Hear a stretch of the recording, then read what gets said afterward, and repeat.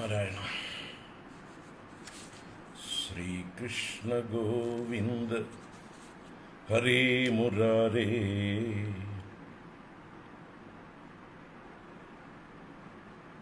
ശ്രീനാഥ നാരായണ വാസുദേവ. ശ്രീകൃഷ്ണ ഗോവിന്ദ ഹരേ മുരാരേ. ശ്രീനാഥ നാരായണ വാസുദേവ.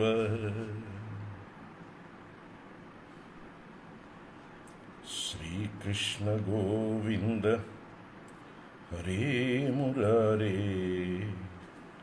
ശ്രീനാഥ നാരായണ വാസുദേവ. ശ്രീകൃഷ്ണ ഗോവിന്ദ ഹരേ മുരാരേ. ശ്രീനാഥ നാരായണ വാസുദേവ.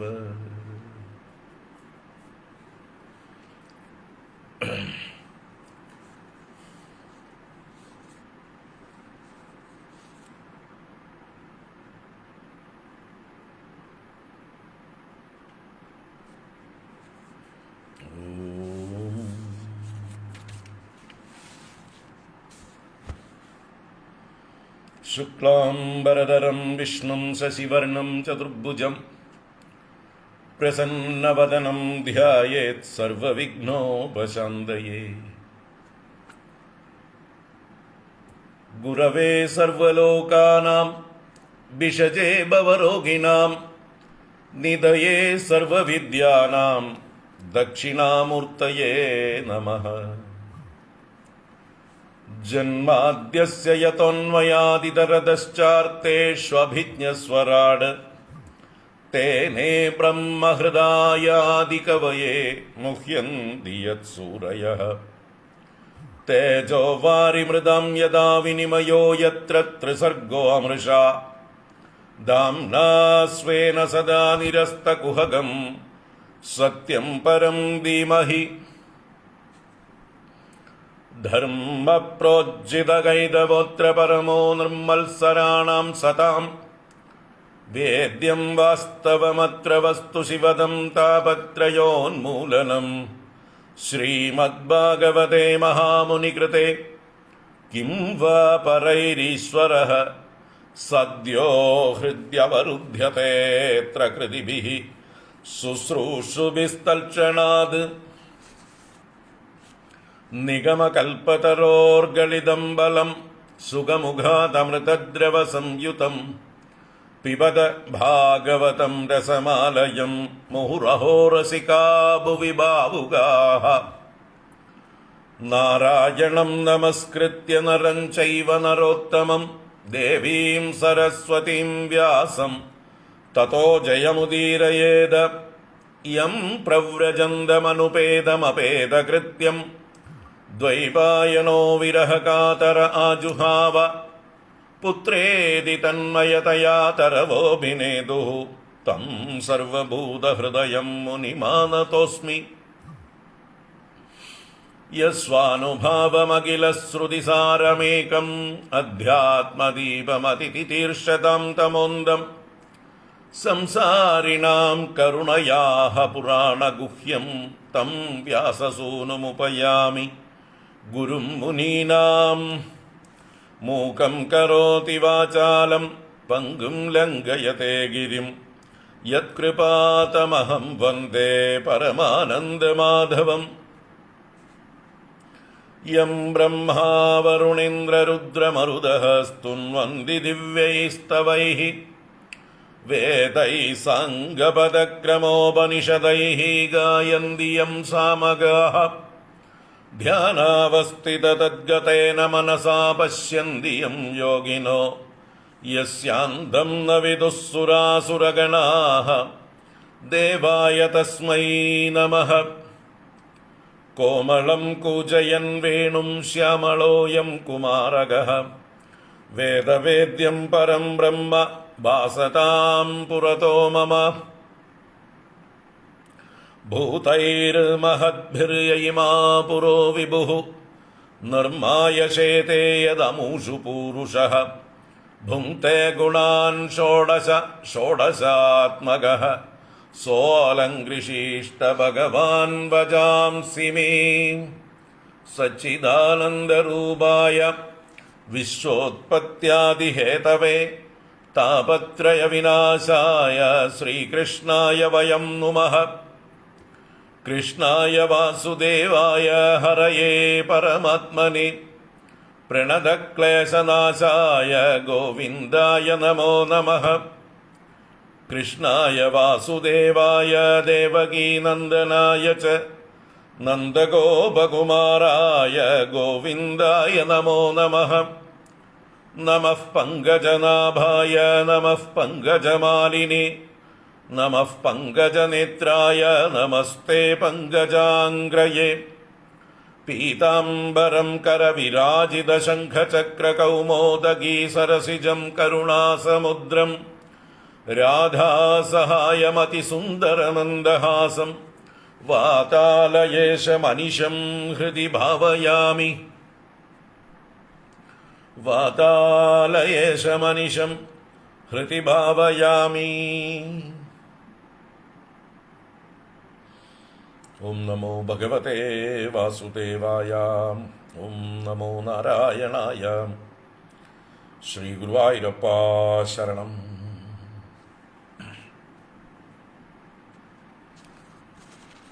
नारायण। नमः परमऋषिभ्यो नमः परमऋषिभ्यः। ഹരി ഓം. എല്ലാവർക്കും നമസ്കാരം. എല്ലാവർക്കും സുപ്രഭാതം, ശുഭദിനം, സുസ്വാഗതം.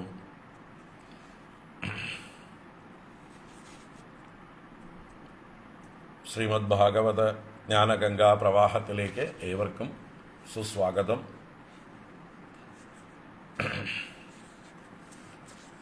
ഭാഗവതം തൃതീയ സ്കന്ധം 22-ാം അധ്യായത്തിലേക്ക് നമ്മൾ പ്രവേശിക്കുകയാണ്. കഴിഞ്ഞ ക്ലാസ്സിൽ 21-ാം അധ്യായം പൂർത്തീകരിച്ചു. ഇനി 22-ലേക്ക് നമുക്ക് പ്രവേശിക്കാം. ഭഗവാന്റെ അനുഗ്രഹം ലഭിച്ച കർദമ പ്രജാപതിയുടെ അടുത്തേക്ക് ഭഗവാൻ പറഞ്ഞത് പ്രകാരം തന്നെ 2-ാം ദിവസം സ്വയംഭൂവ മനുവും പത്നിയായ ശതരൂപാദേവിയും മകളായ ദേവഹൂതിയുമായിട്ട് ഒരു സ്വർണമയമായ രഥത്തിൽ വന്നതും ആ സ്വയംഭൂവ മനു മാത്രം ആദ്യം കർദമ പ്രജാപതിയുടെ അടുത്തേക്ക് വരികയാണ്. ഭാര്യയെയും മകളെയും ആദ്യം കൊണ്ടുവരുന്നില്ല. അവരെ രഥത്തിൽ ഇരുത്തി അദ്ദേഹം തനിയെയാണ് കർദമാശ്രമത്തിലേക്ക് വരുന്നത്. ആ കർദമ ആശ്രമത്തിൽ പ്രവേശിച്ച അദ്ദേഹത്തെ കർദമ പ്രജാപതി അതിഥി ദേവോഭവ എന്ന ആ സംസ്കാരമനുസരിച്ച് ഭഗവാനായി തന്നെ കണ്ടുകൊണ്ട്, ഭഗവാൻ തന്നെയാണ് ക്ഷത്രിയന്മാരും രാജാക്കന്മാരും ഈ ലോകത്തെ പരിപാലിക്കാനായിക്കൊണ്ട് ഭഗവാന്റെ കൈകൾ തന്നെയാണ്, ഭഗവാന്റെ അംശം തന്നെയാണ് ഭരണാധികാരികളായി പ്രവർത്തിക്കുന്നത്. അങ്ങനെയുള്ള അങ്ങ് നമ്മുടെ ആശ്രമത്തിലേക്ക് വന്നതിൽ, അങ്ങയെ കണ്ടതിൽ വളരെ സന്തോഷമുണ്ട് എന്ന് പറഞ്ഞുകൊണ്ട് രാജാവിൻ്റെ ധർമ്മം ആണ് എപ്പോഴും ചുറ്റി സഞ്ചരിക്കുന്നത്. അതുകൊണ്ട് തന്നെ അങ്ങ് എന്തിനു വന്നു എന്ന് ചോദിക്കാൻ പാടുള്ളതല്ല. എങ്കിലും എന്തെങ്കിലും പ്രത്യേകമായിട്ടുള്ള ഉദ്ദേശമുണ്ടോ, ഞാൻ എന്താണ് അങ്ങേക്ക് വേണ്ടി ചെയ്തു തരേണ്ടത് എന്നുള്ള ആ ഒരു ചോദ്യമായിരുന്നു അവസാനത്തെ ശ്ലോകത്തിൽ കണ്ടത് നമ്മൾ. അതിന് ഉത്തരമായിട്ട് മനു കർദമ പ്രജാപതിയോട് എന്താണ് പറയുന്നതെന്ന് നമുക്കിന്ന് കാണാം. വാസ്തവത്തിൽ ആ മനു ആദ്യം ചെയ്യുന്നത് കർദമ പ്രജാപതിയുടെ ആ ഒരു മഹത്വത്തെ പുകഴ്ത്തുകയാണ്. മാത്രമല്ല മൊത്തത്തിൽ ബ്രാഹ്മണരുടെ മഹിമയെ വർണ്ണിച്ചുകൊണ്ട്, ആ ബ്രാഹ്മണരാണ് വാസ്തവത്തിൽ ജ്യേഷ്ഠന്മാർ, ഭഗവാന്റെ മുഖത്തു നിന്നുണ്ടായവർ, ഞങ്ങൾ ക്ഷത്രിയന്മാർ ഭഗവാന്റെ ബാഹുക്കളിൽ നിന്നുണ്ടായവർ, ഭഗവാന്റെ ഹൃദയമാകുന്നു ബ്രാഹ്മണർ, ഞങ്ങൾ ഭഗവാന്റെ ശരീരമാകുന്നു എന്നൊക്കെ പറഞ്ഞുകൊണ്ട് ഞങ്ങൾ അനുജന്മാരാണ്, നിങ്ങളാണ് ജ്യേഷ്ഠന്മാർ, ജ്യേഷ്ഠന്മാരായ നിങ്ങൾ രാജ്യഭരണം ലോകഭരണം നടത്താൻ താല്പര്യമില്ലാത്തതുകൊണ്ട് ഞങ്ങൾക്ക് വിട്ടുതന്നു, ഞങ്ങളെ ഏൽപ്പിച്ചിരിക്കുകയാണ്. അങ്ങനെ നിങ്ങളുടെ ഔദാര്യമാണ് ഞങ്ങളിതാ അനുഭവിച്ചു കൊണ്ടിരിക്കുന്നത്, രാജ്യഭാരം വഹിച്ചു കൊണ്ടിരിക്കുന്നത്, രാജാക്കന്മാരായി വിലസിക്കൊണ്ടിരിക്കുന്നത് നിങ്ങളുടെ കാരുണ്യമാണ് എന്നെല്ലാം ആ ബ്രാഹ്മണരുടെ മഹിമയെ എടുത്തു പറയുന്ന ആ മനുവിൻ്റെ വാക്കുകൾ നമുക്ക് കാണാം. അതിന് മറുപടിയായിട്ട് പിന്നീട് കർദമ പ്രജാപതി ആ മനുവിനെ തിരിച്ചും ഒന്നുകൂടെ പ്രശംസിച്ച ശേഷം പരസ്പരം വന്ന കാര്യങ്ങൾ സംസാരിക്കുന്നു. വന്ന കാര്യം മനു സംസാരിക്കുന്നുണ്ട്. മനുവിൻ്റെ ആവശ്യം മനു അവതരിപ്പിച്ചത് തൻ്റെ മകളെ വിവാഹം കഴിക്കാൻ അങ്ങേക്ക് താല്പര്യമുണ്ടോ എന്നുള്ള ഒരു ചോദ്യമായിരുന്നു. എൻ്റെ മകൾക്ക് അങ്ങയെ ഇഷ്ടമാണ്, അവൾ അങ്ങയെ വിവാഹം കഴിക്കാനായിട്ട് താല്പര്യപ്പെടുന്നു, അങ്ങും വിവാഹം കഴിക്കാൻ സന്നദ്ധനാണെന്ന് ഞാൻ അറിയാനിടയായി. അങ്ങ് നൈഷ്ഠിക ബ്രഹ്മചര്യമല്ല സ്വീകരിച്ചിരിക്കുന്നത്, ഉപകുർവാണൻ എന്ന് പറയുന്ന വിവാഹം ചെയ്യാൻ താല്പര്യമുള്ളതായിട്ടുള്ള ഒരവസ്ഥയാണ്, സമാവർത്തനം കഴിഞ്ഞിരിക്കുകയാണെന്ന് മനസ്സിലായി. അപ്പോൾ താല്പര്യമുണ്ടെങ്കിൽ എൻ്റെ മകളെ വിവാഹം കഴിക്കാം എന്ന് പറയുന്ന ആ രംഗമാണ്. അപ്പോൾ അതിന് മറുപടിയായിട്ട് കർദമ പ്രജാപതി പറയുന്നു, തീർച്ചയായിട്ടും അങ്ങയുടെ മകളെ പോലെ യോഗ്യയായിട്ടുള്ള ഒരു ഉത്തമ കന്യകയെ കിട്ടിയാൽ വേണ്ടാന്ന് പറയാൻ എനിക്ക് ഭ്രാന്തൊന്നുമില്ല എന്ന മട്ടിലാണ് അദ്ദേഹം അവതരിപ്പിക്കുന്നത്. നമുക്കത് കാണാം. വളരെ രസകരമാണ് ഇവരുടെ സംവാദം. ഒരുപാട് കാര്യങ്ങൾ നമുക്ക് പഠിക്കാനുള്ള സംവാദമാണ്. വായിക്കാം. ഓം നമോ ഭഗവതേ വാസുദേവായ. അഥ ശ്രീമദ്ഭാഗവതേ തൃതീയസ്കന്ധേ ദ്വാവിംശതിതമോऽധ്യായः. മൈത്രേയ ഉവാച. ഏവമാവിഷ്കൃതാശേഷഗുണകർമ്മോദയോ മുനിം സവ്രീഡ ഇവ തം സമ്രാട് ഉപാരതം ഉവാചഃ. മനുരുവാച. ബ്രഹ്മാസൃജത്സ്വമുഖതോ യുഷ്മാൻ ആത്മപരീപ്സയാ ഛന്ദോമയസ്തപോ വിദ്യായോഗയുക്താൻ അലംബടാൻ. തൽത്രാണായാസൃജച്ചാസ്മാൻ ദോസഹസ്രാത് സഹസ്രപാത് ഹൃദയം തസ്യ ഹി ബ്രഹ്മ ക്ഷത്രമംഗം പ്രചക്ഷത്തെ. അതോ ഹ്യന്യോന്യമാത്മാനം ബ്രഹ്മക്ഷത്രം ച രക്ഷതഃ രക്ഷതി സ്മാവ്യയോ ദേവഃ സ യഃ സദസദാത്മകഃ. തവ സന്ദർശനാദേവ ഛിന്നാ മേ സർവസംശയാഃ യൽ സ്വയം ഭഗവാൻ പ്രീത്യാ ധർമ്മമാഹ രിരക്ഷിഷോഃ. ദിഷ്ട്യാ മേ ഭഗവാൻ ദൃഷ്ടോ ദുർദർശോ യോ അകൃതാത്മനാം ദിഷ്ട്യാ പാദരജസ്പൃഷ്ടം ശീർഷ്ണാ മേ ഭവതഃ ശിവം. ദിഷ്ട്യാ ത്വയാനുശിഷ്ടോഹം കൃതശ്ചാനുഗ്രഹോ മഹാൻ അപാവൃതൈ കർണരന്ധ്രൈഃ ജുഷ്ടാ ദിഷ്ട്യോ ശതിർഗിരഃ. സ ഭവാൻ ദുഹിതൃസ്നേഹ പരിക്ലിഷ്ടാത്മനോ മമ ശ്രോതുമർഹസി ദീനസ്യ ശ്രാവിതം കൃപയാ മുനേ. പ്രിയവ്രതോത്ഥാനപതോഃ സ്വസേയം ദുഹിതാ മമ അന്വിച്ഛതി പതിം യുക്തം വയശീലഗുണാദിഭിഃ. യഥാ തു ഭവതഃ ശീലശ്രുതരൂപവയോ ഗുണാൻ ആസൃണോന്നാരദാദേശ ത്വയി ആസീത് കൃതനിശ്ചയാ. തൽപ്രതീച്ഛദ്വിജാഗ്ര്യേ മാം ശ്രദ്ധയോ ബഹൃതാം മയാ സർവാത്മനാനുരൂപാം തേ ഗൃഹമേധിഷു കർമ്മസു. ഉദ്യതസ്യ ഹി കാമസ്യ പ്രതിവാദോ ന ശസ്യത്തെ അപി നിർമുക്തസംഗസ്യ കാമരക്തസ്യ കിം പുനഃ. യ ഉദ്യതം അനാദൃത്യ കീനാശം അഭിയാചത്തെ ക്ഷീയതേ തദ്യശസ്ഫീദം മനശ്ചാവജ്ഞയാ ഹതഃ. അഹം ത്വാ ശൃണവം വിദ്വൻ വിവാഹാർത്ഥം സമുദ്യതം അതസ്ത്വം ഉപകുർവാണഃ പ്രത്താം പ്രതിഗൃഹാണ മേ. ഋഷിരുവാച. ബാഡം ഉദ്വോടുകാമോഹം അപ്രത്താ ച തവാത്മജാ അവയോരനുരൂപോऽസൗ ആദ്യോ വൈവാഹികോ വിധിഃ.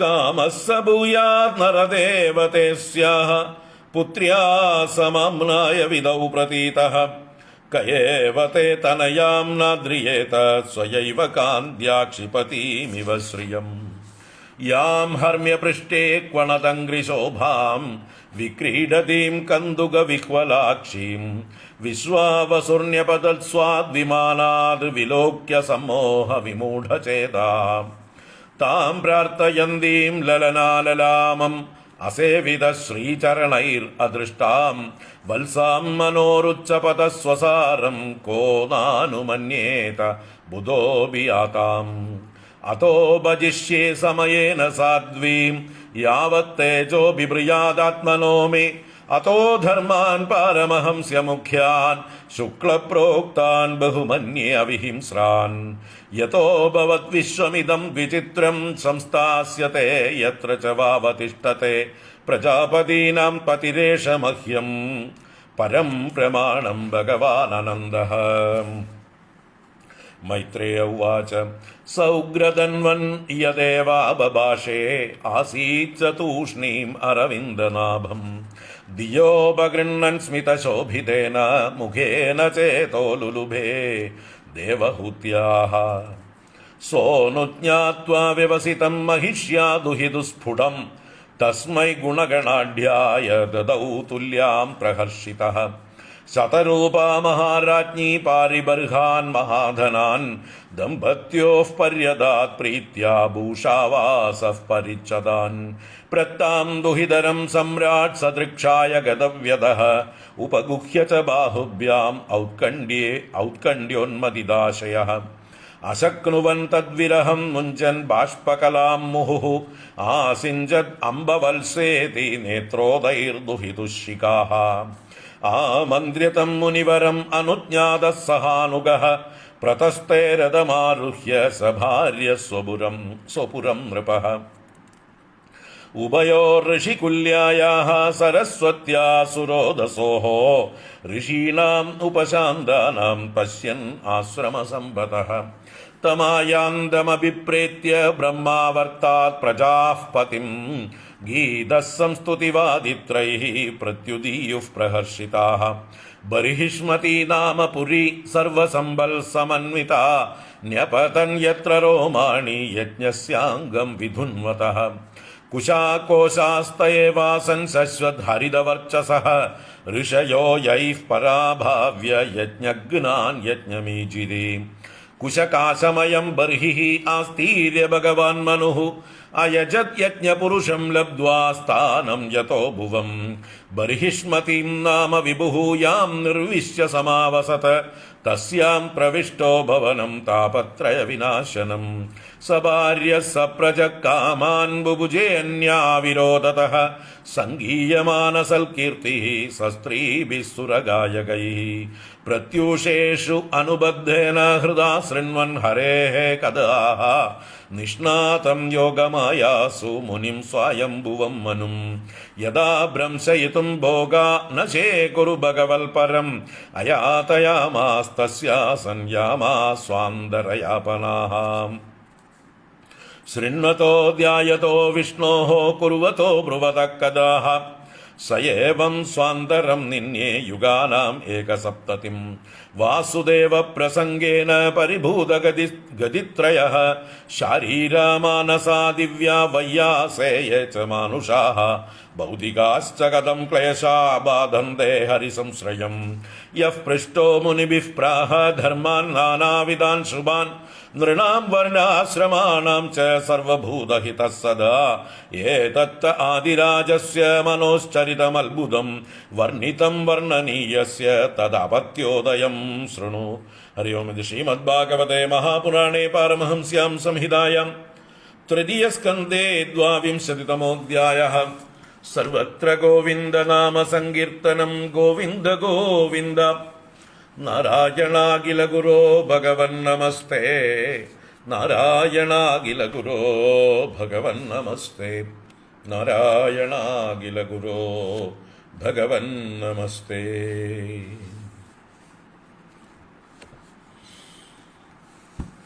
നാരായണ ഗുരുവായൂരപ്പ.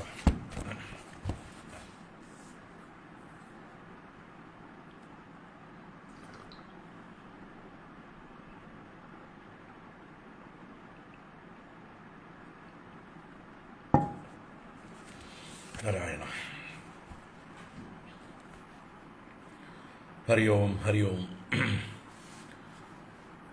എല്ലാവർക്കും ഒരിക്കൽ കൂടെ നമസ്കാരം, ഒരിക്കൽ കൂടെ സുസ്വാഗതം. നാരായണ. അപ്പോൾ നാരായണ,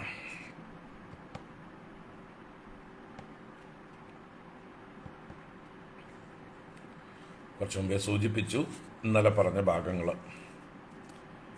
തൃതീയ സ്കന്ധത്തിലെ 21 അധ്യായത്തിൽ അവസാന ഭാഗം കർദമ പ്രജാപതിയും സ്വയംഭുവ മനുവും തമ്മിലുള്ള സമാഗമം.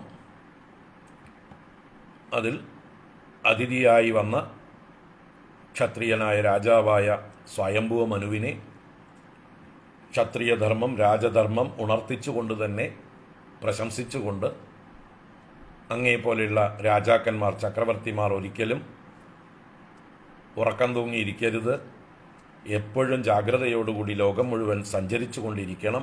അപ്പോൾ മാത്രമേ പ്രജകളുടെ പ്രശ്നങ്ങൾ നേരിട്ടറിയാനും അതിനെല്ലാം വേണ്ട പരിഹാരം ചെയ്ത് പ്രജകൾക്ക് സേവ ചെയ്യുവാനും പ്രജകളുടെ പ്രീതി രാജാവിനുണ്ടാകുവാനും ആ രാജ്യം ഐശ്വര്യപൂർണമാകുവാനും സാധിക്കുകയുള്ളൂ. അപ്പോൾ ഭഗവാന്റെ തന്നെ ദുഷ്ട ശിക്ഷണവും ശിഷ്ട സംരക്ഷണവും ഏറ്റെടുത്ത് നടത്തുന്ന അധികാരികളായിട്ടുള്ള ആളുകളാണ് അങ്ങയെപ്പോലെയുള്ള രാജാക്കന്മാർ. ഭഗവാൻ തന്നെയാണ് നിങ്ങളുടെ രൂപത്തിൽ സഞ്ചരിക്കുന്നത്. അഷ്ടദിക്പാലകന്മാരും ഭൂമിയിലെ രാജാക്കന്മാരുമെല്ലാം ഭഗവാൻ വിഷ്ണുവിൻ്റെ പാലന ശക്തി തന്നെയാണല്ലോ. അതുകൊണ്ട് അങ്ങ് ഇങ്ങനെ സഞ്ചരിച്ചില്ലെങ്കിൽ ദുഷ്ടന്മാരൊക്കെ ശക്തി പ്രാപിക്കും, എല്ലാ കൊള്ളരുതായ്മകളും രാജ്യത്ത് നടമാടും, കള്ളന്മാർക്കും കൊള്ളക്കാർക്കും പേടിയില്ലാതെ നിയന്ത്രണമില്ലാതെ അവരഴിഞ്ഞാടും. അപ്പോൾ തീർച്ചയായിട്ടും അങ്ങ് സഞ്ചരിക്കുന്നത് തന്നെയാണ് അങ്ങയുടെ ധർമ്മം എന്ന് പറഞ്ഞുകൊണ്ട് പ്രശംസിച്ചു. എങ്കിലും അവസാനത്തെ ശ്ലോകത്തിൽ അഥാഭിപൃച്ഛേ ത്വാം വീര യഥർത്ഥം ത്വം ഇഹാഗതഃ തദ്വയം നിർവ്യളീകേന പ്രതിപദ്യാമഹേ ഹൃദാ. അതാപി അങ്ങനെയൊക്കെ ആണെങ്കിലും ത്വാം പൃച്ഛേ വീര, അല്ലയോ വീരനായ രാജാവേ, അങ്ങയോട് ഞാൻ ചോദ്യം ചെയ്യുന്നു. യദർത്ഥം ത്വം ഇഹ ആഗതഃ, യദർത്ഥം എന്തൊരു പ്രയോജനത്തിനായിക്കൊണ്ടാണ് അങ്ങ് ഇവിടെ വന്നു ചേർന്നിരിക്കുന്നത്. തത് വയം നിർവ്യളീകേന ഹൃദാ പ്രതിപദ്യാമഹേ, അത് എന്തു തന്നെയാണെങ്കിലും നിഷ്കപടമായ മനസ്സോടുകൂടെ ആത്മാർത്ഥമായിട്ട് ഞങ്ങൾ അംഗീകരിച്ച് സാധിച്ചു തരാൻ നോക്കാം. വേണ്ടതുപോലെ ഞങ്ങളാലാവുന്നത് ചെയ്തു കൊള്ളാം എന്ന് ഇവിടെ വാഗ്ദാനം കൊടുത്തു. അതിന് മറുപടിയായിട്ട് രാജാവ് എന്ത് പറയുന്നു എന്നിവിടെ മൈത്രേയ മഹർഷി പറഞ്ഞു തുടങ്ങുന്നു. 22 അധ്യായം. മൈത്രേയ ഉവാച ഏവമാവിഷ്കൃതാശേഷഗുണകർമ്മോദയോ മുനിം സവ്രീഡ ഇവ തം സമ്രാട് ഉപാരതം ഉവാചഃ. മൈത്രേയൻ വിതുരനോട് തുടരുകയാണ്. ഏവം ആവിഷ്കൃത അശേഷ ഗുണകർമ്മോദയഃ സവ്രീഡ ഇവ സമ്രാട്ട് ഉപാരതം തം മുനിം ഉവാചഃ. ഏവം ഇപ്രകാരം ആവിഷ്കൃത അശേഷ ഗുണകർമ്മ ഉദയഃ. ഇവിടെ രാജാവിൻ്റെ ഗുണങ്ങളുടെയും കർമ്മത്തിൻ്റെയും ഉദയത്തെ ആവിഷ്കരിക്കപ്പെട്ടു. ആരാൽ? ഈ മുനിയാൽ. കർദമ പ്രജാപതി മനുവിൻ്റെ ഗുണഗണങ്ങളെ നല്ലോണം പ്രകാശിപ്പിച്ചു. അതാണ് ആവിഷ്കൃത അശേഷ ഗുണകർമ്മ ഉദയം. ഉദയം എന്ന് പറഞ്ഞാൽ വൃദ്ധിയാണ്. അപ്പം അങ്ങയുടെ കർമ്മത്തിൻ്റെയും അങ്ങയുടെ ഗുണങ്ങളുടെയും ഉദയത്തെക്കുറിച്ച് നന്നായി ആവിഷ്കരിക്കപ്പെട്ടു. ആരാൽ? കർദമ പ്രജാപതിയാൽ. അപ്പോൾ പ്രശംസിക്കപ്പെട്ടു എന്നർത്ഥം. രാജാവ് നന്നായിട്ട് പ്രശംസിക്കപ്പെട്ടു ആ മുനിയാൽ. അപ്പോൾ അങ്ങനെയുള്ള ആ രാജാവിന് സമ്രാട് എന്ന് പറയുന്നുണ്ട്. ചക്രവർത്തിയാണ് അദ്ദേഹം, സാമ്രാട്ടാണ് അദ്ദേഹം. സവ്രീഡഹ ഇവ, തന്നെ പ്രശംസിക്കുന്ന കേട്ടപ്പോൾ ആ രാജാവിന് വ്രീഡയാണുണ്ടായത്. വ്രീഡ എന്ന് പറഞ്ഞാൽ ലജ്ജ. അപ്പോൾ സവ്രീഡ എന്ന് പറഞ്ഞാലോ വ്രീഡയോട് കൂടിയവനായിട്ട്, ലജ്ജയോട് കൂടിയവനായിട്ട് ആ സമ്രാട്ട് ഉപാരതം തം മുനിം ഉവാച ഹ. ഉപാരതൻ എന്ന് പറഞ്ഞാൽ പറയുന്നത് നിർത്തിക്കഴിഞ്ഞു, പറയാനുള്ളതൊക്കെ പറഞ്ഞു കഴിഞ്ഞ് ഞങ്ങൾ ഇനി എന്താണ് ചെയ്യേണ്ടത്, അങ്ങ് വന്നത് ആഗമന ഉദ്ദേശ്യം എന്താണ്, പ്രത്യേകിച്ച് ഞങ്ങളാൽ എന്ത് കാര്യമാണ് അങ്ങേക്ക് സാധിക്കേണ്ടത് എന്നും കൂടി ചോദിച്ചുകൊണ്ട് പിൻവാങ്ങി എന്ന് പറഞ്ഞാൽ വാക്കുകളെ ഉപരമിപ്പിച്ചു. ഇനി രാജാവിന് പറയാനുള്ളത് കേൾക്കാനുള്ള ക്ഷമയോടുകൂടി കാത്തിരിക്കുകയാണ് നമ്മുടെ കഥാനായകനായിട്ടുള്ള കർദമ പ്രജാപതി. അപ്പോൾ ആ ഉപാരതൻ എന്ന് പറഞ്ഞത് ആ മുനിയെക്കുറിച്ചാണ്. പറയേണ്ടത് പറഞ്ഞു കഴിഞ്ഞ് പിൻവാങ്ങിയിരിക്കുന്ന, മൗനമായിരിക്കുന്ന ആ മുനിയോട് ലജ്ജയോടുകൂടിയ രാജാവ് ഇപ്രകാരം പറഞ്ഞു എന്നാണ്. അപ്പോൾ എന്താ അവിടെ ലജ്ജയ്ക്ക് കാരണം? ലജ്ജയ്ക്ക് കാരണം തന്നെ പ്രശംസിച്ചത് തന്നെയാണ്. സജ്ജനങ്ങൾക്ക് അവരെ പ്രശംസിക്കുന്നത് ഇഷ്ടമല്ല എന്നല്ല, അതിന് ലജ്ജ തോന്നും.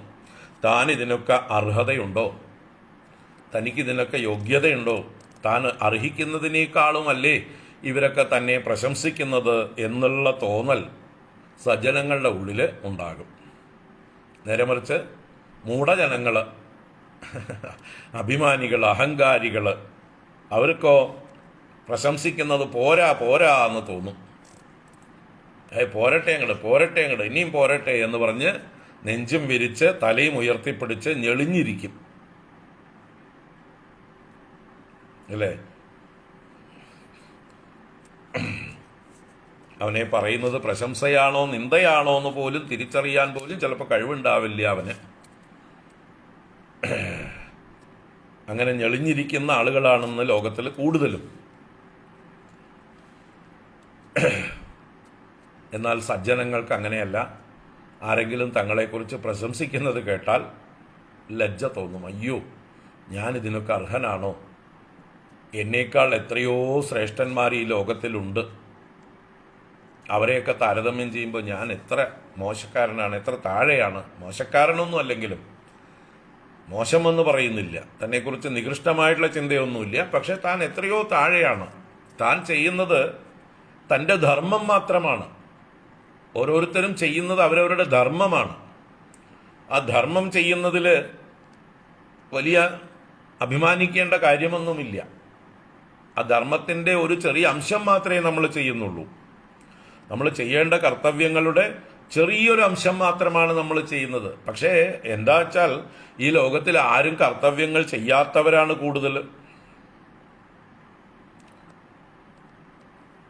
അവരവരുടെ സ്വധർമ്മം അനുഷ്ഠിക്കാതെ, കർത്തവ്യങ്ങൾ ചെയ്യാതെ സ്വാർത്ഥന്മാരും ധൂർത്തന്മാരുമായി ആസുര സ്വഭാവത്തിൽ വിഷയലമ്പടന്മാരായി നടക്കുന്ന ആളുകളുടെ നടുവിൽ മൂക്കില്ല രാജ്യത്ത് മുറിമൂക്കന്മാർ രാജാക്കന്മാരാകുകയാണ്.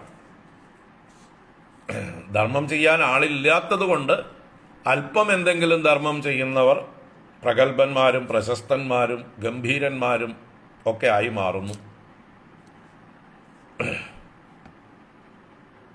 ആരും ഇല്ലാത്തിടത്താണ് മൂക്കില്ല രാജ്യത്ത് മുറിമൂക്കൻ രാജാവ് എന്ന പോലെ.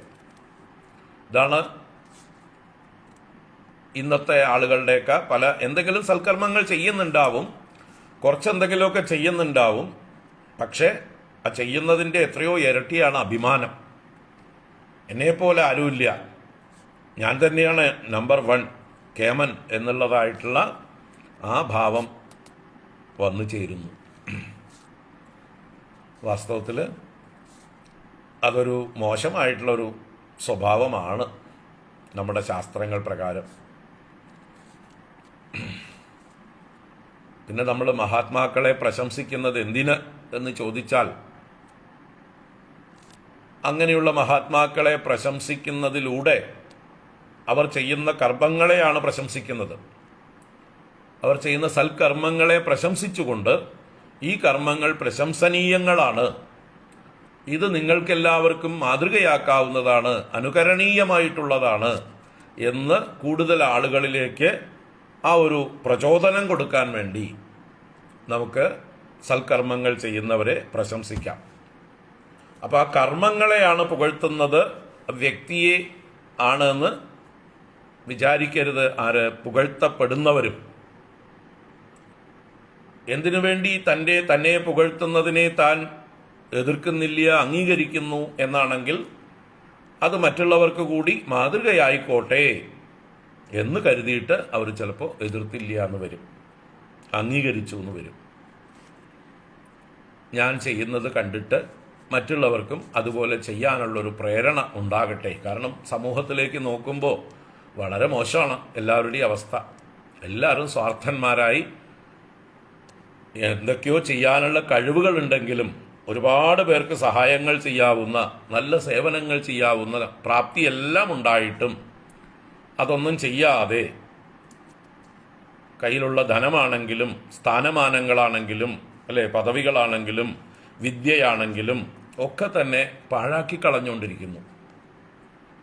അങ്ങനെ പാഴായി പോകാതിരിക്കാൻ അത് കൂടുതൽ ആളുകൾക്ക് പ്രയോജനപ്പെടാൻ വേണ്ടി അത് ഉപയോഗിക്കുന്ന ആളുകളെ പ്രശംസിക്കുക. പക്ഷെ അത് കേൾക്കുന്ന ആളുകൾക്ക് ബോധം ഉണ്ടാവണം, ഞാൻ വലിയ കാര്യമൊന്നും ചെയ്തിട്ടല്ല എന്നെ പ്രശംസിക്കുന്നത്, ഇവിടെ വേറെ ആരും ഇല്ലാത്തത് കൊണ്ട് മൂക്കില്ല രാജ്യത്ത് മുറിമൂക്കനായിട്ടുള്ള ഞാൻ പ്രശംസിക്കപ്പെടുന്നു എന്നൊരു ബോധം ഇതുണ്ടാവണം. അപ്പോൾ ഇവിടെ എന്നിട്ട് എന്ത് വേണം? കൂടുതൽ അതിനുള്ള യോഗ്യത നേടാൻ ശ്രമിക്കണം, അർഹത നേടാൻ ശ്രമിക്കണം. ഇവർ പ്രശംസിക്കുന്ന അത്രയ്ക്കൊന്നും കേമനൊന്നും അല്ല ഞാൻ, എങ്കിലും ഞാൻ ഇനിയും ശ്രമിച്ചുകൊണ്ട് കൂടുതൽ അവർ പറയുന്നതിനനുസരിച്ച് യോഗ്യത നേടും.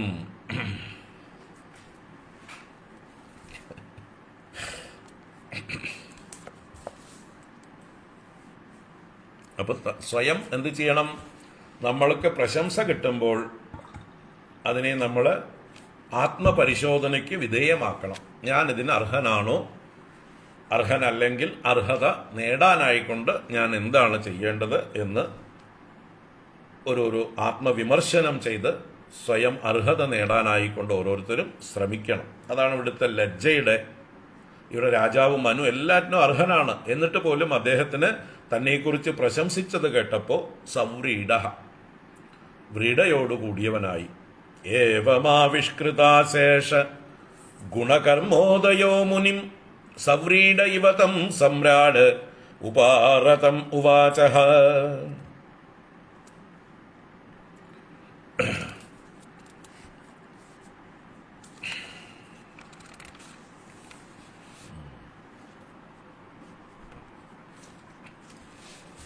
ചെയ്യുന്ന സത്കർമ്മങ്ങളെ തന്നെയാണ് പുകഴ്ത്തേണ്ടത്, വ്യക്തികളെ അല്ല.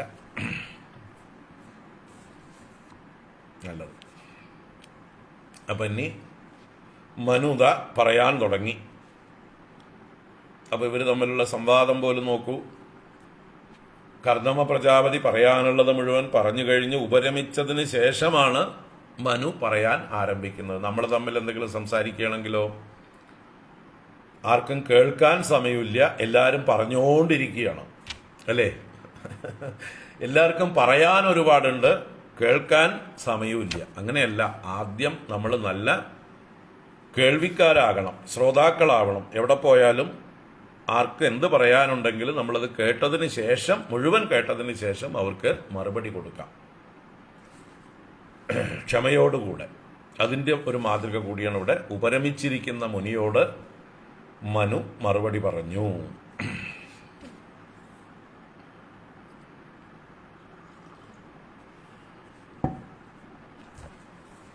ഇനിയതാ മനുവിൻ്റെ വചനങ്ങൾ. ബ്രാഹ്മണരെ പ്രശംസിക്കുകയാണ്, അഥവാ ബ്രാഹ്മണ ധർമ്മത്തെ പ്രശംസിക്കുകയാണ്. മനുരുവാച ബ്രഹ്മാസൃജത് സ്വമുഖതോ യുഷ്മാൻ ആത്മപരീപ്സയാ ഛന്ദോമയസ്തപോ വിദ്യായോഗയുക്താൻ അലംബടാൻ. മനുരുവാച, മനു പറയാൻ തുടങ്ങി. ബ്രഹ്മ അസൃജത് സ്വമുഖതഃ യുഷ്മാൻ ആത്മപരീപ്സയാ ഛന്ദോമയഃ തപോവിദ്യായോഗയുക്താൻ അലംബടാൻ. ഇവിടെ ഛന്ദോമയ എന്നുള്ള പ്രയോഗം ബ്രഹ്മ എന്നുള്ളതിൻ്റെ വിശേഷണമായിട്ടാണ്. ഇവിടെ ബ്രഹ്മ എന്ന് പറഞ്ഞാൽ സൃഷ്ടികർത്താവ്, ബ്രഹ്മദേവൻ. ആ ബ്രഹ്മദേവൻ എങ്ങനെയുള്ള ആളാണ്? ഛന്ദോമയ, ഛന്ദോമയ എന്ന് പറഞ്ഞാൽ വേദസ്വരൂപൻ എന്നർത്ഥമാണ്. അപ്പോൾ വേദമൂർത്തിയായ എന്നല്ല, ജ്ഞാനമൂർത്തിയായ സർവജ്ഞനായ ബ്രഹ്മദേവൻ സ്വമുഖതഃ യുഷ്മാൻ ആസൃജത്. സ്വമുഖതഃ സ്വന്തം മുഖത്തു നിന്ന് യുഷ്മാൻ നിങ്ങളെ അസൃജത് സർജിച്ചു.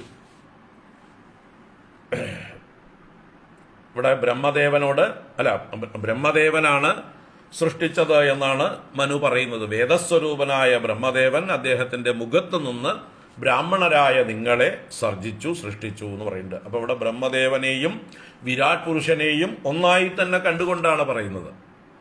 വിരാട് പുരുഷന്റെ മുഖത്ത് നിന്നാണ് ബ്രാഹ്മണൻ ഉണ്ടായത് എന്ന് വേദവാക്യം, പുരുഷസൂക്തം.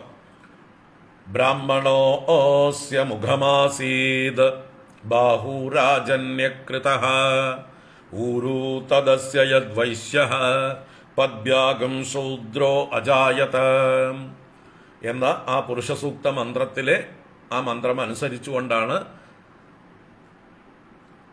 ബ്രാഹ്മണോ അസ്യ മുഖതഃ ആസീത്, അസ്യ മുഖതഃ ബ്രാഹ്മണഃ ആസീത്. ആ വിരാട് പുരുഷന്റെ മുഖത്ത് നിന്ന് ബ്രാഹ്മണൻ ഭവിച്ചു എന്ന് പുരുഷസൂക്തം. അത് തന്നെയാണ് ഇവിടെ ബ്രഹ്മദേവനാണ് സൃഷ്ടിച്ചത് എന്ന് പറയുമ്പോൾ ആ ഹിരണ്യഗർഭനും വിരാട് പുരുഷനും തമ്മിൽ വ്യത്യാസമില്ല. വിരാട് പുരുഷൻ സ്ഥൂല ഭാവത്തെ പറയുമ്പോഴാണ്, ഹിരണ്യഗർഭൻ സൂക്ഷ്മഭാവത്തെ പറയുമ്പോഴാണ്. നമ്മുടെ ശരീരവും മനസ്സും പോലെ നമ്മുടെ ശരീരവും അന്ധക്കരണവും എങ്ങനെയാണോ ഒന്നായി തന്നെ ഇരിക്കുന്നത്, അല്ലേ? ശരീരത്തിനനുസരിച്ച് തന്നെയാണ് അന്ധക്കരണം. രണ്ടല്ല, രണ്ട് വ്യക്തിത്വമല്ല, ഒരു വ്യക്തിയുടെ തന്നെ രണ്ട് ഭാവങ്ങളാണ്. അതുപോലെ ഇവിടെ വിരാട് പുരുഷനും ബ്രഹ്മദേവനും ഒന്ന് തന്നെയായിട്ട് പറഞ്ഞിരിക്കുന്നു.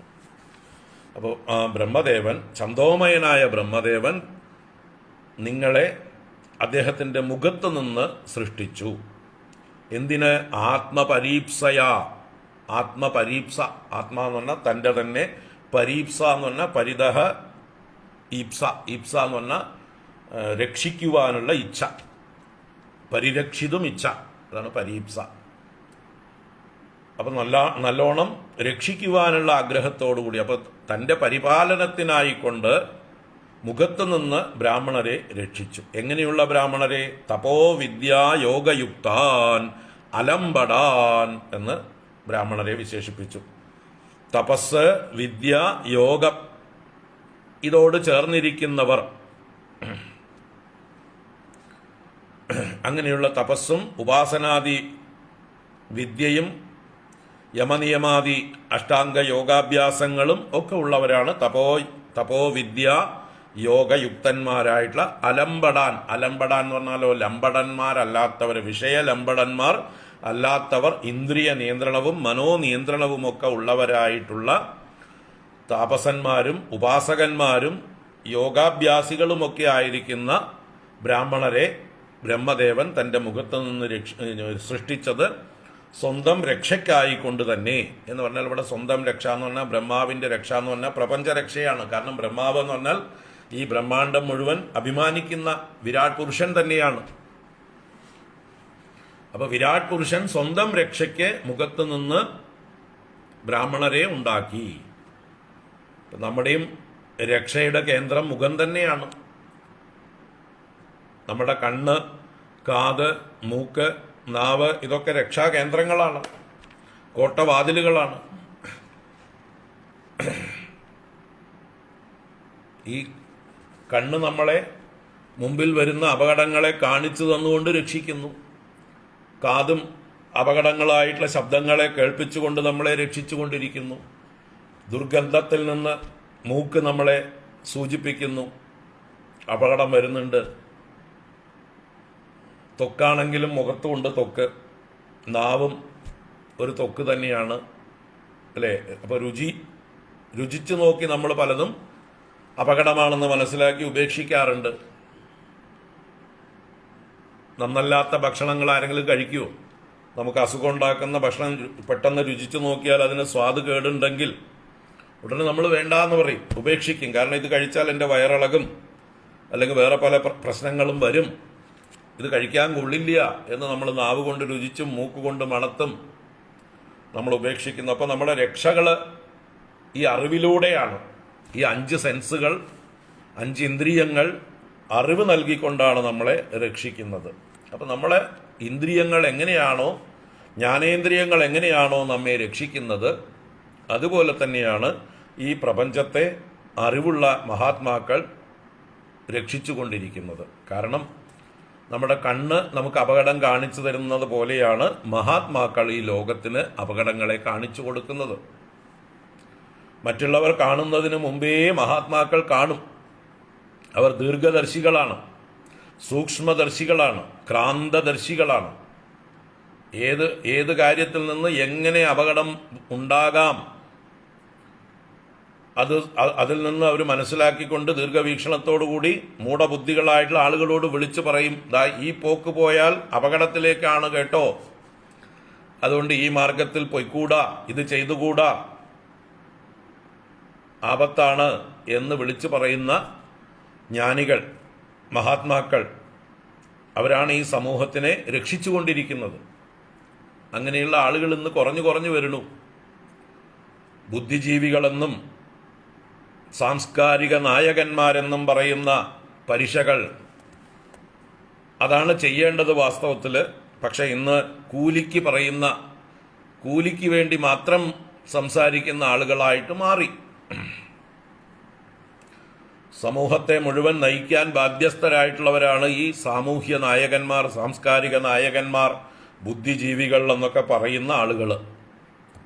ഏത് കാര്യത്തിൽ നിന്ന്, ഇപ്പോൾ കെ റെയിൽ ഒരു പദ്ധതി അല്ലേ, കെ റെയിൽ വന്നാൽ എന്താണ് കേരളത്തിൽ സംഭവിക്കാൻ പോകുന്നത്, എന്തൊക്കെയാണ് വരും വരായികകൾ, അതെടുത്തു പറയാൻ ബാധ്യസ്ഥരാണ് ഈ പറയുന്ന ബുദ്ധിജീവികളും സാംസ്കാരിക നായകന്മാരും ഒക്കെ. പക്ഷേ ആരെങ്കിലും മിണ്ടുണ്ടോ? എല്ലാവരും സൈലന്റ് അല്ലേ?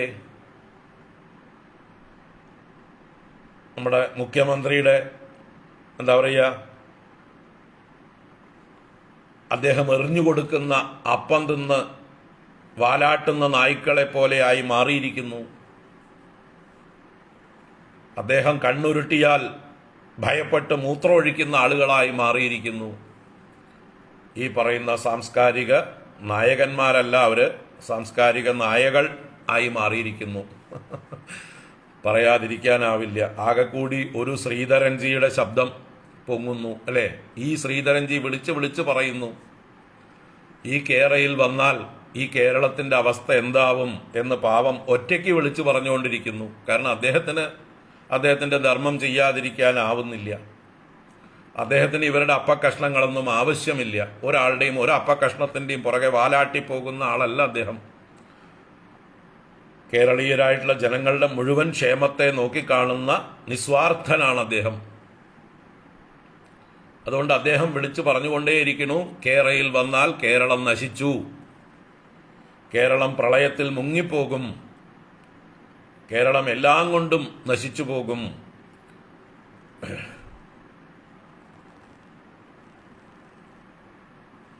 അതിൻ്റെ പലിശ വീട്ടാനുള്ള വരുമാനം പോലും ഈ പദ്ധതിയിൽ നിന്നുണ്ടാവാനും പോകുന്നില്ല. ഇത്രയും ലക്ഷക്കണക്കിന് കോടികൾ കടമെടുത്ത് ഉണ്ടാക്കേണ്ട ഒരു പദ്ധതിയെ അല്ലാതെ എന്ന് ധൈര്യമായിട്ട് വിളിച്ചു പറയാൻ എത്ര ബുദ്ധിജീവികളുണ്ട് ഇവിടെ. പറഞ്ഞവരെയൊക്കെ സൈലന്റ് ആക്കിക്കൊണ്ടിരിക്കുകയാണ്. ആരെങ്കിലും പറഞ്ഞോ അവരുടെ വായ അടപ്പിച്ചുകൊണ്ടാണ് അല്ലേ, പണ്ടത്തെ പോലെ എന്താ പറയുക, പാണന്മാരെ കൊണ്ട് പുകഴ്ത്തി പാടിക്കൊണ്ട് അതിനെ പ്രശംസിപ്പിച്ചുകൊണ്ട് ചെയ്യുന്നവരാണ്. അപ്പോൾ ശരിക്കും സമൂഹത്തിന് വഴികാട്ടികളാവേണ്ടവരാണ്, മാർഗദർശനം ചെയ്യേണ്ടവരാണ് സമൂഹത്തിലെ ബുദ്ധിജീവികൾ. ബുദ്ധിജീവികളുടെ സ്ഥാനമാണ് ബ്രാഹ്മണർക്ക്.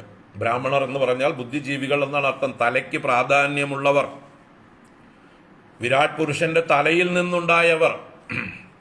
വിരാട് പുരുഷന്റെ തലയിൽ നിന്നുണ്ടായവർക്ക് തലയ്ക്ക് നല്ല വികാസമുണ്ടാകും, തലയ്ക്കകത്ത് വേണ്ടതുണ്ടാകും.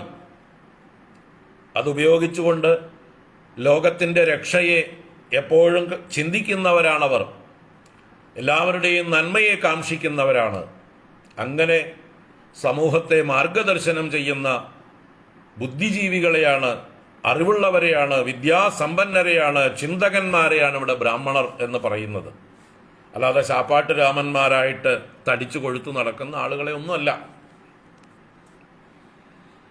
സമൂഹത്തിനെ മുന്നിൽ നയിക്കാൻ പ്രാപ്തിയുള്ള, അറിവ് പകർന്നു കൊടുത്ത് മാർഗദർശനം ചെയ്യാൻ പ്രാപ്തിയുള്ള അങ്ങനെയുള്ള ആളുകൾ മാത്രമാണ് ബ്രാഹ്മണർ. അവരെ മാത്രമേ നമ്മൾ ബ്രാഹ്മണരായി കരുതേണ്ടതുള്ളൂ. അത് അബ്ദുൽ കലാമിനെ പോലെയും ശ്രീധരൻജിയെ പോലെയൊക്കെയുള്ള ആളുകളാണ്. സമൂഹത്തിനെ മുന്നിൽ നിന്ന് വഴികാണിച്ചുകൊണ്ട് നയിക്കുന്ന ആളുകൾ, അവരൊക്കെയാണ് ബ്രാഹ്മണർ. അല്ലാതെ ചാപ്പാട്ട് രാമന്മാരായിട്ടുള്ള ആളുകളല്ല. സ്വാർത്ഥന്മാരായിട്ട് പേടിച്ച് ഉള്ള സത്യം പറയാൻ ഭയപ്പെട്ടുകൊണ്ട് കിട്ടുന്നത് വാങ്ങിച്ച് സ്വന്തം കാര്യം നോക്കിക്കൊണ്ട് കഴിയുന്ന ആളുകളെ ഒന്നും ഈ കൂട്ടത്തിൽ കൂട്ടരുത്. ഇതോടടുത്ത് പറയുന്നു, ഛന്ദോമയ ബ്രഹ്മ സ്വമുഖത ആത്മപരീപ്സയാ തപോവിദ്യ യോഗയുക്താൻ അലംബടാൻ യുഷ്മാൻ ആശ്രിച്ചത്. ലംബടന്മാരല്ലാത്തവരാണ് ബ്രാഹ്മണർ. വിഷയലംബടന്മാരായിട്ടുള്ളവർ, അവർക്ക് സമൂഹത്തെ നേരായ വഴിക്ക് നയിക്കാൻ ആവുകയില്ല. അവർക്ക് എന്തെങ്കിലും നക്കാപ്പിച്ച കിട്ടിയാൽ അവരതിൻ്റെ പുറകെ പോകും. അപ്പോൾ എന്തെങ്കിലും കിട്ടിയാൽ അതിൻ്റെ പുറകെ പോകുന്നവരായിരിക്കരുത്, ലംബടന്മാരായിരിക്കരുത് ബ്രാഹ്മണർ. അതാണ് ഇവിടെ. അപ്പോൾ ബ്രാഹ്മണ ധർമ്മം എന്താണെന്നും അതിൻ്റെ മഹാത്മ്യവും പ്രശംസിച്ചുകൊണ്ട് തുടരുകയാണ്. തത്രാണായാസൃജച്ചാസ്മാൻ ദോ സഹസ്രാത് സഹസ്രപാത് ഹൃദയം തസ്യ ഹി ബ്രഹ്മ ക്ഷത്രം അംഗം പ്രചക്ഷത്തെ. തത്രാണായ അസൃജച്ച അസ്മാൻ ദോ സഹസ്രാത് സഹസ്രപാത്. തത്രാണായ എന്ന് പറഞ്ഞാൽ തസ്യ ത്രാണായ, തേഷാം ത്രാണായ, അവരുടെ രക്ഷയ്ക്കായിക്കൊണ്ട്, ആ ബുദ്ധിജീവികളെ രക്ഷിക്കാൻ വേണ്ടിക്കൊണ്ടാണ് സഹസ്രപാദ്, ആയിരക്കണക്കിന് പാദങ്ങളുള്ള വിരാട് പുരുഷൻ. അദ്ദേഹം എന്ത് ചെയ്തു? ദോ സഹസ്രാത്, അദ്ദേഹത്തിന്റെ ആയിരക്കണക്കിന് കൈകളിൽ നിന്ന്, ദോഹോ എന്ന് പറഞ്ഞാൽ കൈകളാണ്, സഹസ്രാത് കൈകളിൽ നിന്ന്, ആയിരക്കണക്കിന് കൈകളിൽ നിന്ന്, അസ്മാൻച അസൃജത്, ഞങ്ങളെയും സൃഷ്ടിച്ചു. ഞങ്ങളാരാ? ക്ഷത്രിയന്മാർ. അപ്പോ ബാഹുരാജന്യകൃത, വിരാട് പുരുഷന്റെ കൈകളിൽ നിന്ന് ക്ഷത്രിയന്മാരുണ്ടായി. എന്തിനു വേണ്ടി? മുഖത്തെ രക്ഷിക്കാൻ. മുഖത്തിൽ നിന്നുണ്ടായ ബ്രാഹ്മണരെ രക്ഷിക്കാൻ വേണ്ടിയിട്ടാണ് ക്ഷത്രിയന്മാരെ വിരാട് പുരുഷൻ തൻ്റെ കൈകളിൽ നിന്നുണ്ടാക്കിയിരിക്കുന്നത്. എങ്ങനെയാണോ നമ്മുടെ ശരീരത്തെ കൈകൾ രക്ഷിക്കുന്നത്, പ്രത്യേകിച്ച് മുഖത്തെ കൈകൾ രക്ഷിക്കുന്നത്, മുഖത്തോട്ട് എന്തൊരു പ്രഹരം വന്നാലും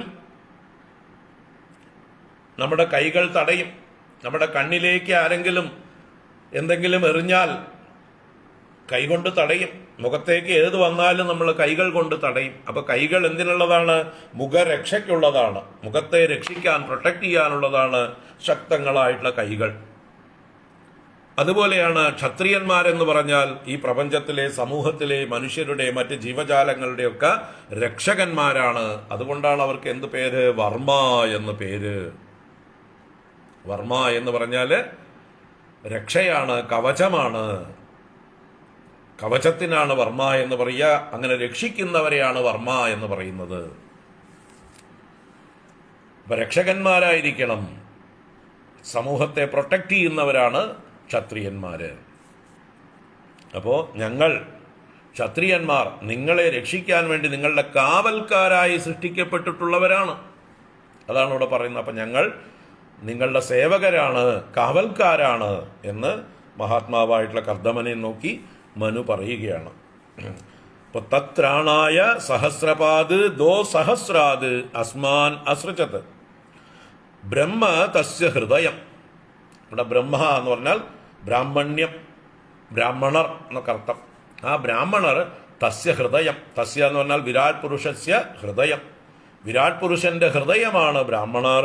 പിന്നെയോ ക്ഷത്രം അംഗം പ്രചക്ഷതേ, ക്ഷത്രിയന്മാർ അംഗമായിട്ട് പറയപ്പെടുന്നു, ശരീരമായി പറയപ്പെടുന്നു.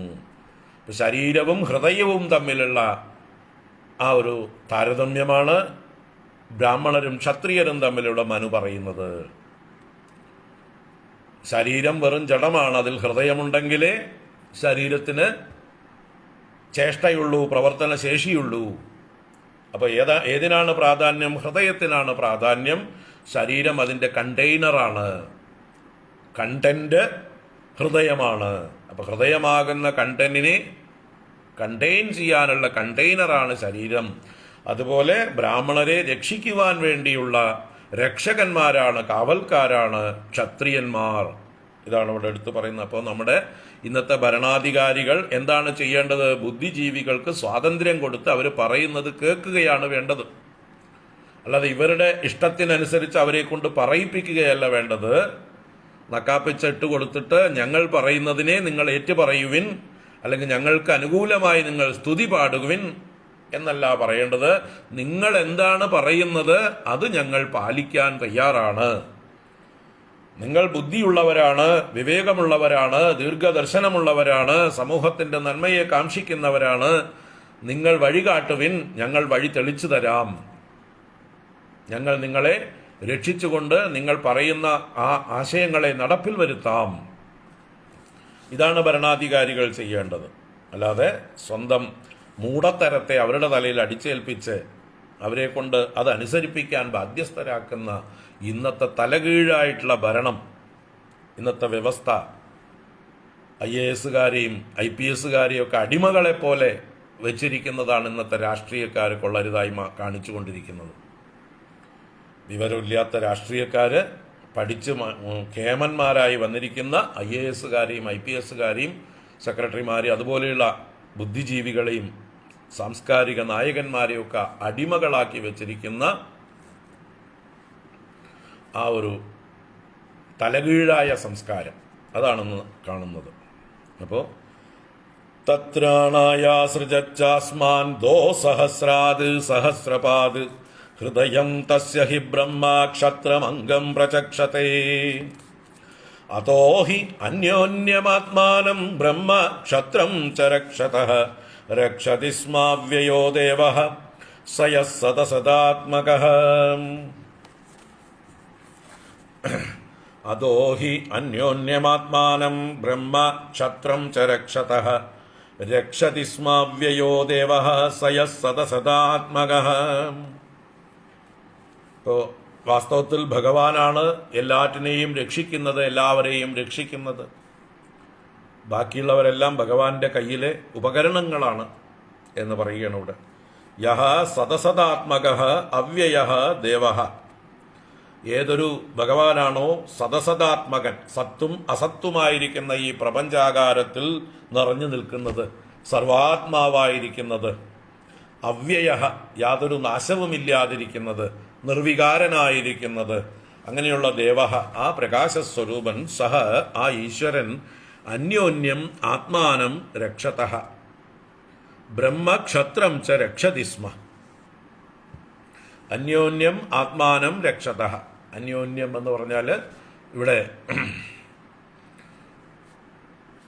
ഹൃദയം ശരീരത്തെയും ശരീരം ഹൃദയത്തെയും രക്ഷിക്കുന്നു.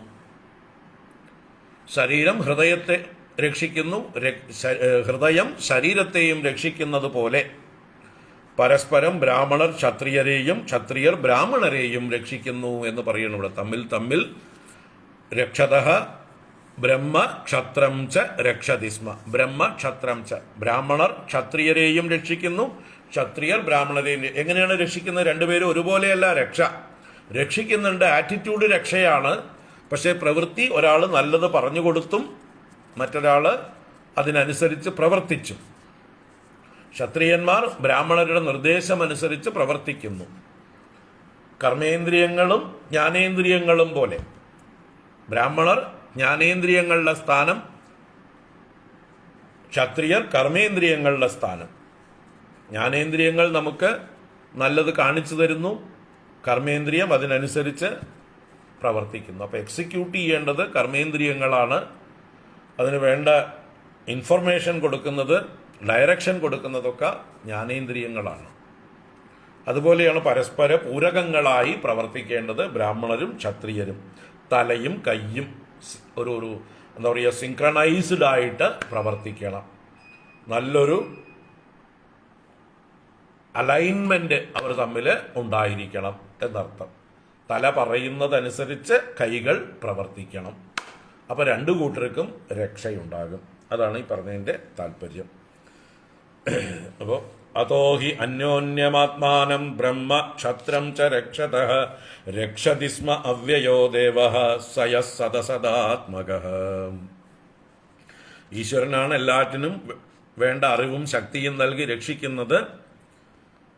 ഓരോരുത്തരും അവരവരുടെ ധർമ്മം ചെയ്തുകൊണ്ട് പരസ്പരം രക്ഷിക്കേണ്ടതാകുന്നു. അപ്പം നമ്മൾ പരസ്പരം രക്ഷിക്കണമെന്ന് പറയുകയാണ് ഇവിടെ. തവ സന്ദർശനാദേവ ഛിന്നാമേ സർവസംശയാഃ യൽ സ്വയം ഭഗവാൻ പ്രീത്യാ ധർമ്മമാഹ റിരക്ഷിഷോഃ. ഇവിടെ പറയുന്നു, തവ സന്ദർശനാദേവ ഛിന്നാമേ സർവസംശയാഃ. തവ സന്ദർശനാദേവ, അങ്ങയെ കണ്ടതുകൊണ്ട്, സമ്യക്കായി ദർശിച്ചതുകൊണ്ട്, മേ സർവസംശയാഹ ഛിന്നാഹ, എൻ്റെ എല്ലാ സംശയങ്ങളും ഛിന്നമായി പോയി. എൻ്റെ ഉള്ളിലുണ്ടായിരുന്ന ശങ്കകളൊക്കെ നീങ്ങിപ്പോയി. ഏതിനെക്കുറിച്ച്? യത് എന്തെന്നാൽ സ്വയം ഭഗവാൻ പ്രീത്യാ ധർമ്മമാഹ റിരക്ഷിഷോഹോ. ഇവിടെ ഭഗവാൻ എന്ന് പറയുന്നത് ഇദ്ദേഹത്തെ തന്നെയാണ്, കർദമ പ്രജാപതിയെ തന്നെയാണ്. സർവജ്ഞനായ അങ്ങ് സ്വയം, ഞാൻ ചോദിക്കാതെ തന്നെ, പ്രീത്യ എന്നോടുള്ള വാത്സല്യത്തോടെ പ്രേമത്തോടെ, റിരക്ഷിഷോഹോ ധർമ്മം ആഹ. റിരക്ഷിഷു എന്ന് പറഞ്ഞാൽ രക്ഷിതും ഇച്ചു, രക്ഷിക്കാൻ ആഗ്രഹിക്കുന്നവൻ എന്ന് പറഞ്ഞാൽ ക്ഷത്രിയൻ എന്നർത്ഥമാണ് ഇവിടെ. അപ്പൊ ക്ഷത്രിയന്റെ ധർമ്മത്തെ അങ്ങ് പറഞ്ഞു തന്നു. അപ്പൊ ക്ഷത്രിയനായ എൻ്റെ ഡ്യൂട്ടി എന്താണെന്ന് അങ്ങ് ഞാൻ ചോദിക്കാതെ തന്നെ പറഞ്ഞതിലൂടെ എൻ്റെ ഉള്ളിലുണ്ടായിരുന്ന പല സംശയങ്ങളും നീങ്ങിപ്പോയി. ഞാൻ ചോദിച്ചില്ല, എന്നിട്ട് തന്നെ അങ്ങ് പറഞ്ഞു. എന്താണ് ക്ഷത്രിയന്റെ ധർമ്മം? എപ്പോഴും സഞ്ചരിച്ചുകൊണ്ടേയിരിക്കണം. ഉറക്കം തൂങ്ങിക്കൊണ്ട് ഇരിക്കാൻ പാടില്ല. സുഖലോലുപനായി കൊട്ടാരത്തിൽ തന്നെ ഇരുന്നാൽ രാജ്യം കള്ളന്മാരെ കൊണ്ടും ദുഷ്ടന്മാരെ കൊണ്ടും കൊള്ളരുതാത്തവരെ കൊണ്ടും കുത്തഴിഞ്ഞ് അഴിഞ്ഞാടപ്പെടും. അതുകൊണ്ട് നിരന്തരം സഞ്ചരിച്ചു കൊണ്ടിരിക്കേണ്ടതാണ് രാജാവിൻ്റെ ധർമ്മം എന്നുള്ളത് പറയാതെ തന്നെ പറഞ്ഞു, ചോദിക്കാതെ തന്നെ പറഞ്ഞു. അത് എൻ്റെ ഉള്ളിലുണ്ടായിരുന്ന ശങ്കയൊക്കെ നിർത്തി. ഇപ്പം എനിക്ക് നല്ല ഉത്തമ ബോധ്യമായി, ഇത് തന്നെയാണ് ഞാൻ ചെയ്യേണ്ടത്. ശരിയാണ്, അങ്ങ് പറഞ്ഞതിനനുസരിച്ചും എൻ്റെ മനസ്സാക്ഷിക്കനുസരിച്ചും ഞാൻ എപ്പോഴും സഞ്ചരിച്ചു കൊണ്ടിരിക്കേണ്ടവനാണ് ഒരു രാജാവെന്ന നിലയ്ക്ക്. എൻ്റെ ശങ്ക മാറി അങ്ങ് പറഞ്ഞതുകൊണ്ട്. രക്ഷിഷു, രക്ഷിതും ഇച്ചു, അല്ലെങ്കിൽ പ്രജകളുടെ രക്ഷയെ ചെയ്യാൻ ആഗ്രഹിക്കുന്ന രാജാക്കന്മാരുടെ ധർമ്മത്തെ അങ്ങ് ചൂണ്ടിക്കാണിച്ചു. തവ സന്ദർശനാദേവ ഛിന്നാമേ സർവസംശയാഃ യൽ സ്വയം ഭഗവാൻ പ്രീത്യാ ധർമ്മമാഹ റിരക്ഷിഷോഃ. ദിഷ്ട്യാ മേ ഭഗവാൻ ദൃഷ്ടോ ദുർദർശോ യോ അകൃതാത്മനാം ദിഷ്ട്യാ പാദരജ സ്പൃഷ്ടം ശീർഷ്ണാ മേ ഭവതഃ ശിവം. എൻ്റെ ഭാഗ്യം അങ്ങയെപ്പോലൊരു മഹാത്മാവിനെ കാണാൻ കഴിഞ്ഞത് എന്നിവിടെ പറയണം വീണ്ടും.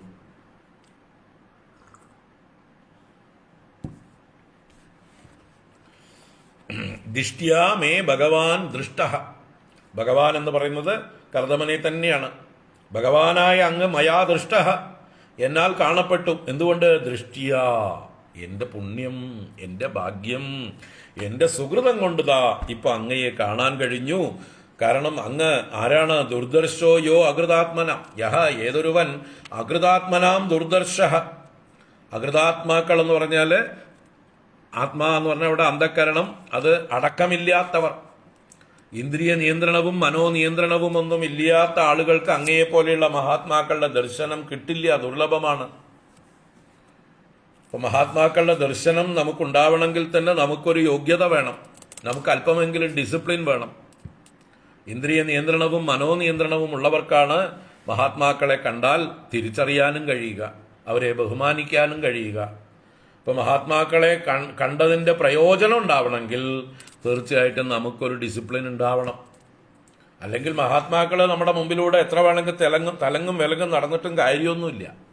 നമ്മൾക്ക് യോഗ്യതയില്ലെങ്കിൽ അവർ മഹാത്മാവാണെന്ന് നമ്മളെങ്ങനെ അറിയും? അറിയാതെ നമുക്ക് എങ്ങനെ പ്രയോജനം ഉണ്ടാവും? അതുകൊണ്ട് തന്നെ സുഹൃതമുള്ളവർക്ക് മാത്രമേ എന്താ പറയുക, അന്ധക്കരണ നൈശ്ചല്യം അഥവാ ഇന്ദ്രിയ നിയന്ത്രണം, മനോനിയന്ത്രണം ഇതൊക്കെ ഉള്ളവർക്ക് മാത്രമേ മഹാത്മാക്കളെ കാണാനും കണ്ടാൽ തിരിച്ചറിയാനും അവരിൽ നിന്ന് അനുഗ്രഹം ലഭിക്കാനും ഒക്കെ ഉള്ള അവസരം കിട്ടുകയുള്ളൂ. അതാണ് ദുർദർശോ യോ അകൃതാത്മന. അങ്ങേപോലെയുള്ള ആളുകൾ അകൃതാത്മാക്കൾക്ക് ദുർദർശനാണ്, സുകൃതാത്മാക്കൾക്ക് മാത്രം സുദർശനനാണെന്ന്. സുഹൃതാത്മാക്കൾക്ക്, സുഹൃതികൾക്ക് കാണാം. ദിഷ്ട്യാ പാദരജസ്പൃഷ്ടം ശീർഷ്ണാമേ ഭവത ശിവം. ഭവതഃ ശിവം പാദരജ. അങ്ങയുടെ മംഗളമായ പാദധൂളികളെ ദിഷ്ട്യ എൻ്റെ ഭാഗ്യം കൊണ്ട് ശീർഷ്ണ സ്പൃഷ്ടം മേ ശീർഷ്ണ എൻ്റെ ശിരസ്സുകൊണ്ട് ഞാൻ സ്പർശിച്ചു. അപ്പം അങ്ങയുടെ പാദങ്ങളിൽ നമസ്കരിച്ചപ്പോൾ അങ്ങയുടെ പാദധൂളികൾ എൻ്റെ ശിരസ്സുകൊണ്ട് സ്പർശിക്കപ്പെട്ടത് എൻ്റെ ഭാഗ്യം, എൻ്റെ ഭാഗ്യം. ദിഷ്ട്യാമേ ഭഗവാൻ ദൃഷ്ടോ ദുർദർശോ യോ അകൃതാത്മനാം ദിഷ്ട്യാ പാദരജസ്പൃഷ്ടം ശീർഷ്ണാമേ ഭവത ശിവം. ദിഷ്ട്യാ ത്വയാനുശിഷ്ടോഹം കൃതശ്ചാനുഗ്രഹോ മഹാൻ അപാവൃതൈ കർണരന്ധ്രൈ ജുഷ്ടാദിഷ്ട്യോ സതീർഗിരഃ. ത്വയാ അഹം ദിഷ്ട്യാ അനുശിഷ്ടഃ. ത്വയാ അങ്ങയാൽ അഹം ഞാൻ ദിഷ്ട്യാ എൻ്റെ ഭാഗ്യം കൊണ്ട് അനുശിഷ്ടഃ അനുശാസിക്കപ്പെട്ടു. നല്ല കാര്യങ്ങളൊക്കെ അങ്ങ് എന്നോട് ഇപ്പോൾ ഉപദേശിച്ചു, പറഞ്ഞു, രാജാവിൻ്റെ ധർമ്മം പറഞ്ഞു. അതുപോലെ മഹാൻ അനുഗ്രഹച്ച കൃതഃ, എൻ്റെ നേരെ മഹത്തായ അനുഗ്രഹവും അങ്ങയാൽ ചെയ്യപ്പെട്ടു. എൻ്റെ ഭാഗ്യം, ഭാഗ്യം.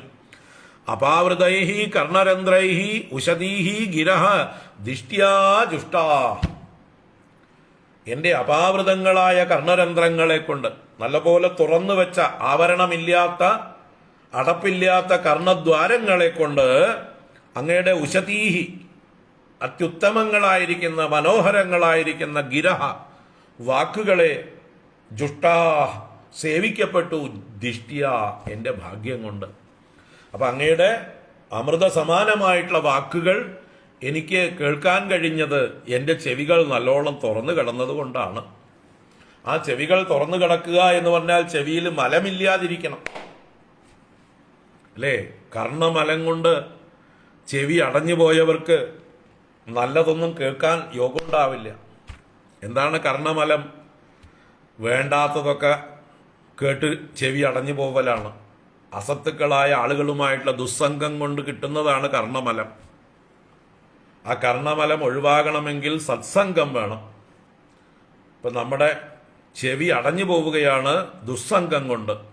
കാരണം ഉള്ളിൽ വേണ്ടാത്തതൊക്കെ കുത്തി നിറച്ചു തരും ദുഷ്ടജനങ്ങൾ, ദുഷ്ചിന്തകളെ നിറച്ചു തരും ദുസ്സംഗം ഉണ്ടായിക്കഴിഞ്ഞാൽ. അപ്പം നമ്മുടെ ഉള്ളിലേക്ക് നല്ലതൊന്നും കയറാൻ വഴിയില്ല. നിറഞ്ഞിരിക്കുകയാണ് ചെവി, ദ്വാരമൊക്കെ അടഞ്ഞിരിക്കുകയാണ്.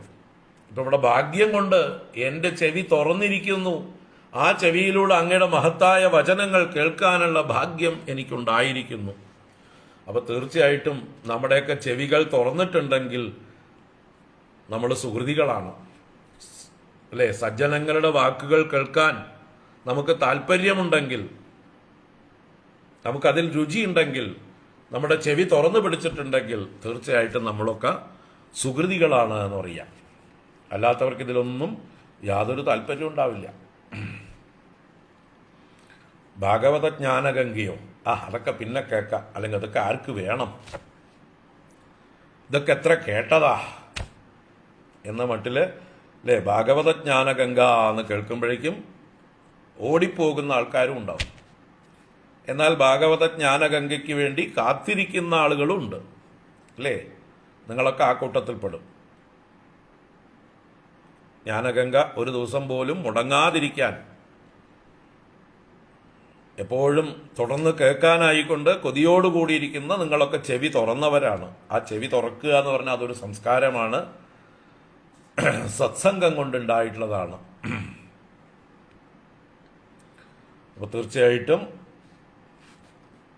ദിഷ്ട്യാ ത്വയാനുശിഷ്ടോഹം കൃതശ്ച അനുഗ്രഹോ മഹാൻ അപാവൃതൈ കർണരന്ധ്രൈ ജുഷ്ടാ ദിഷ്ട്യാ ഉശതീർഗിരഹ.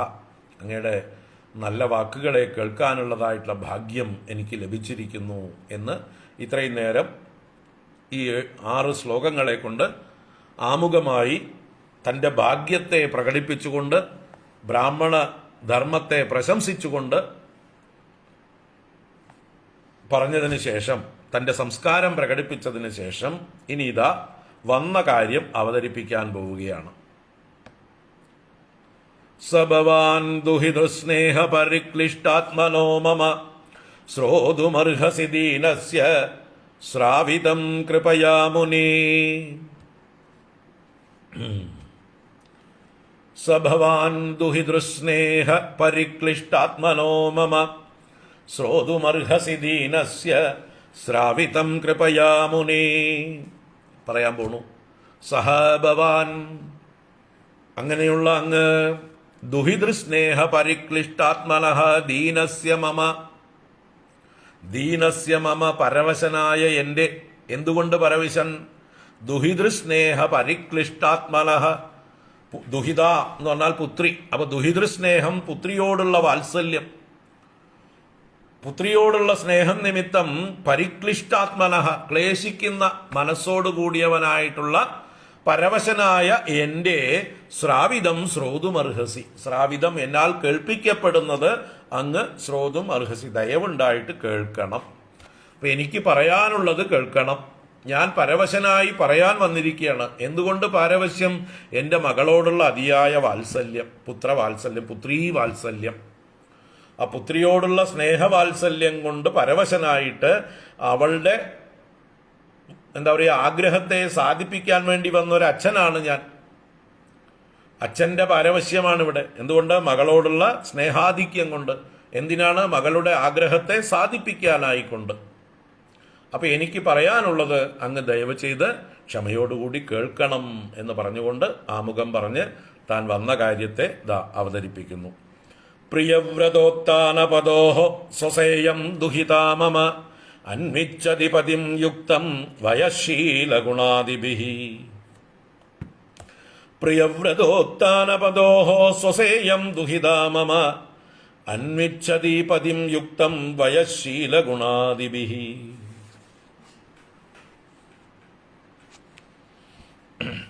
ഇവിടെ പറയണ പ്രിയവ്രത ഉത്താനപദോഹോ സ്വസാ ഇയം മമ ദുഹിത. മമ ദുഹിത, എൻ്റെ മകൾ.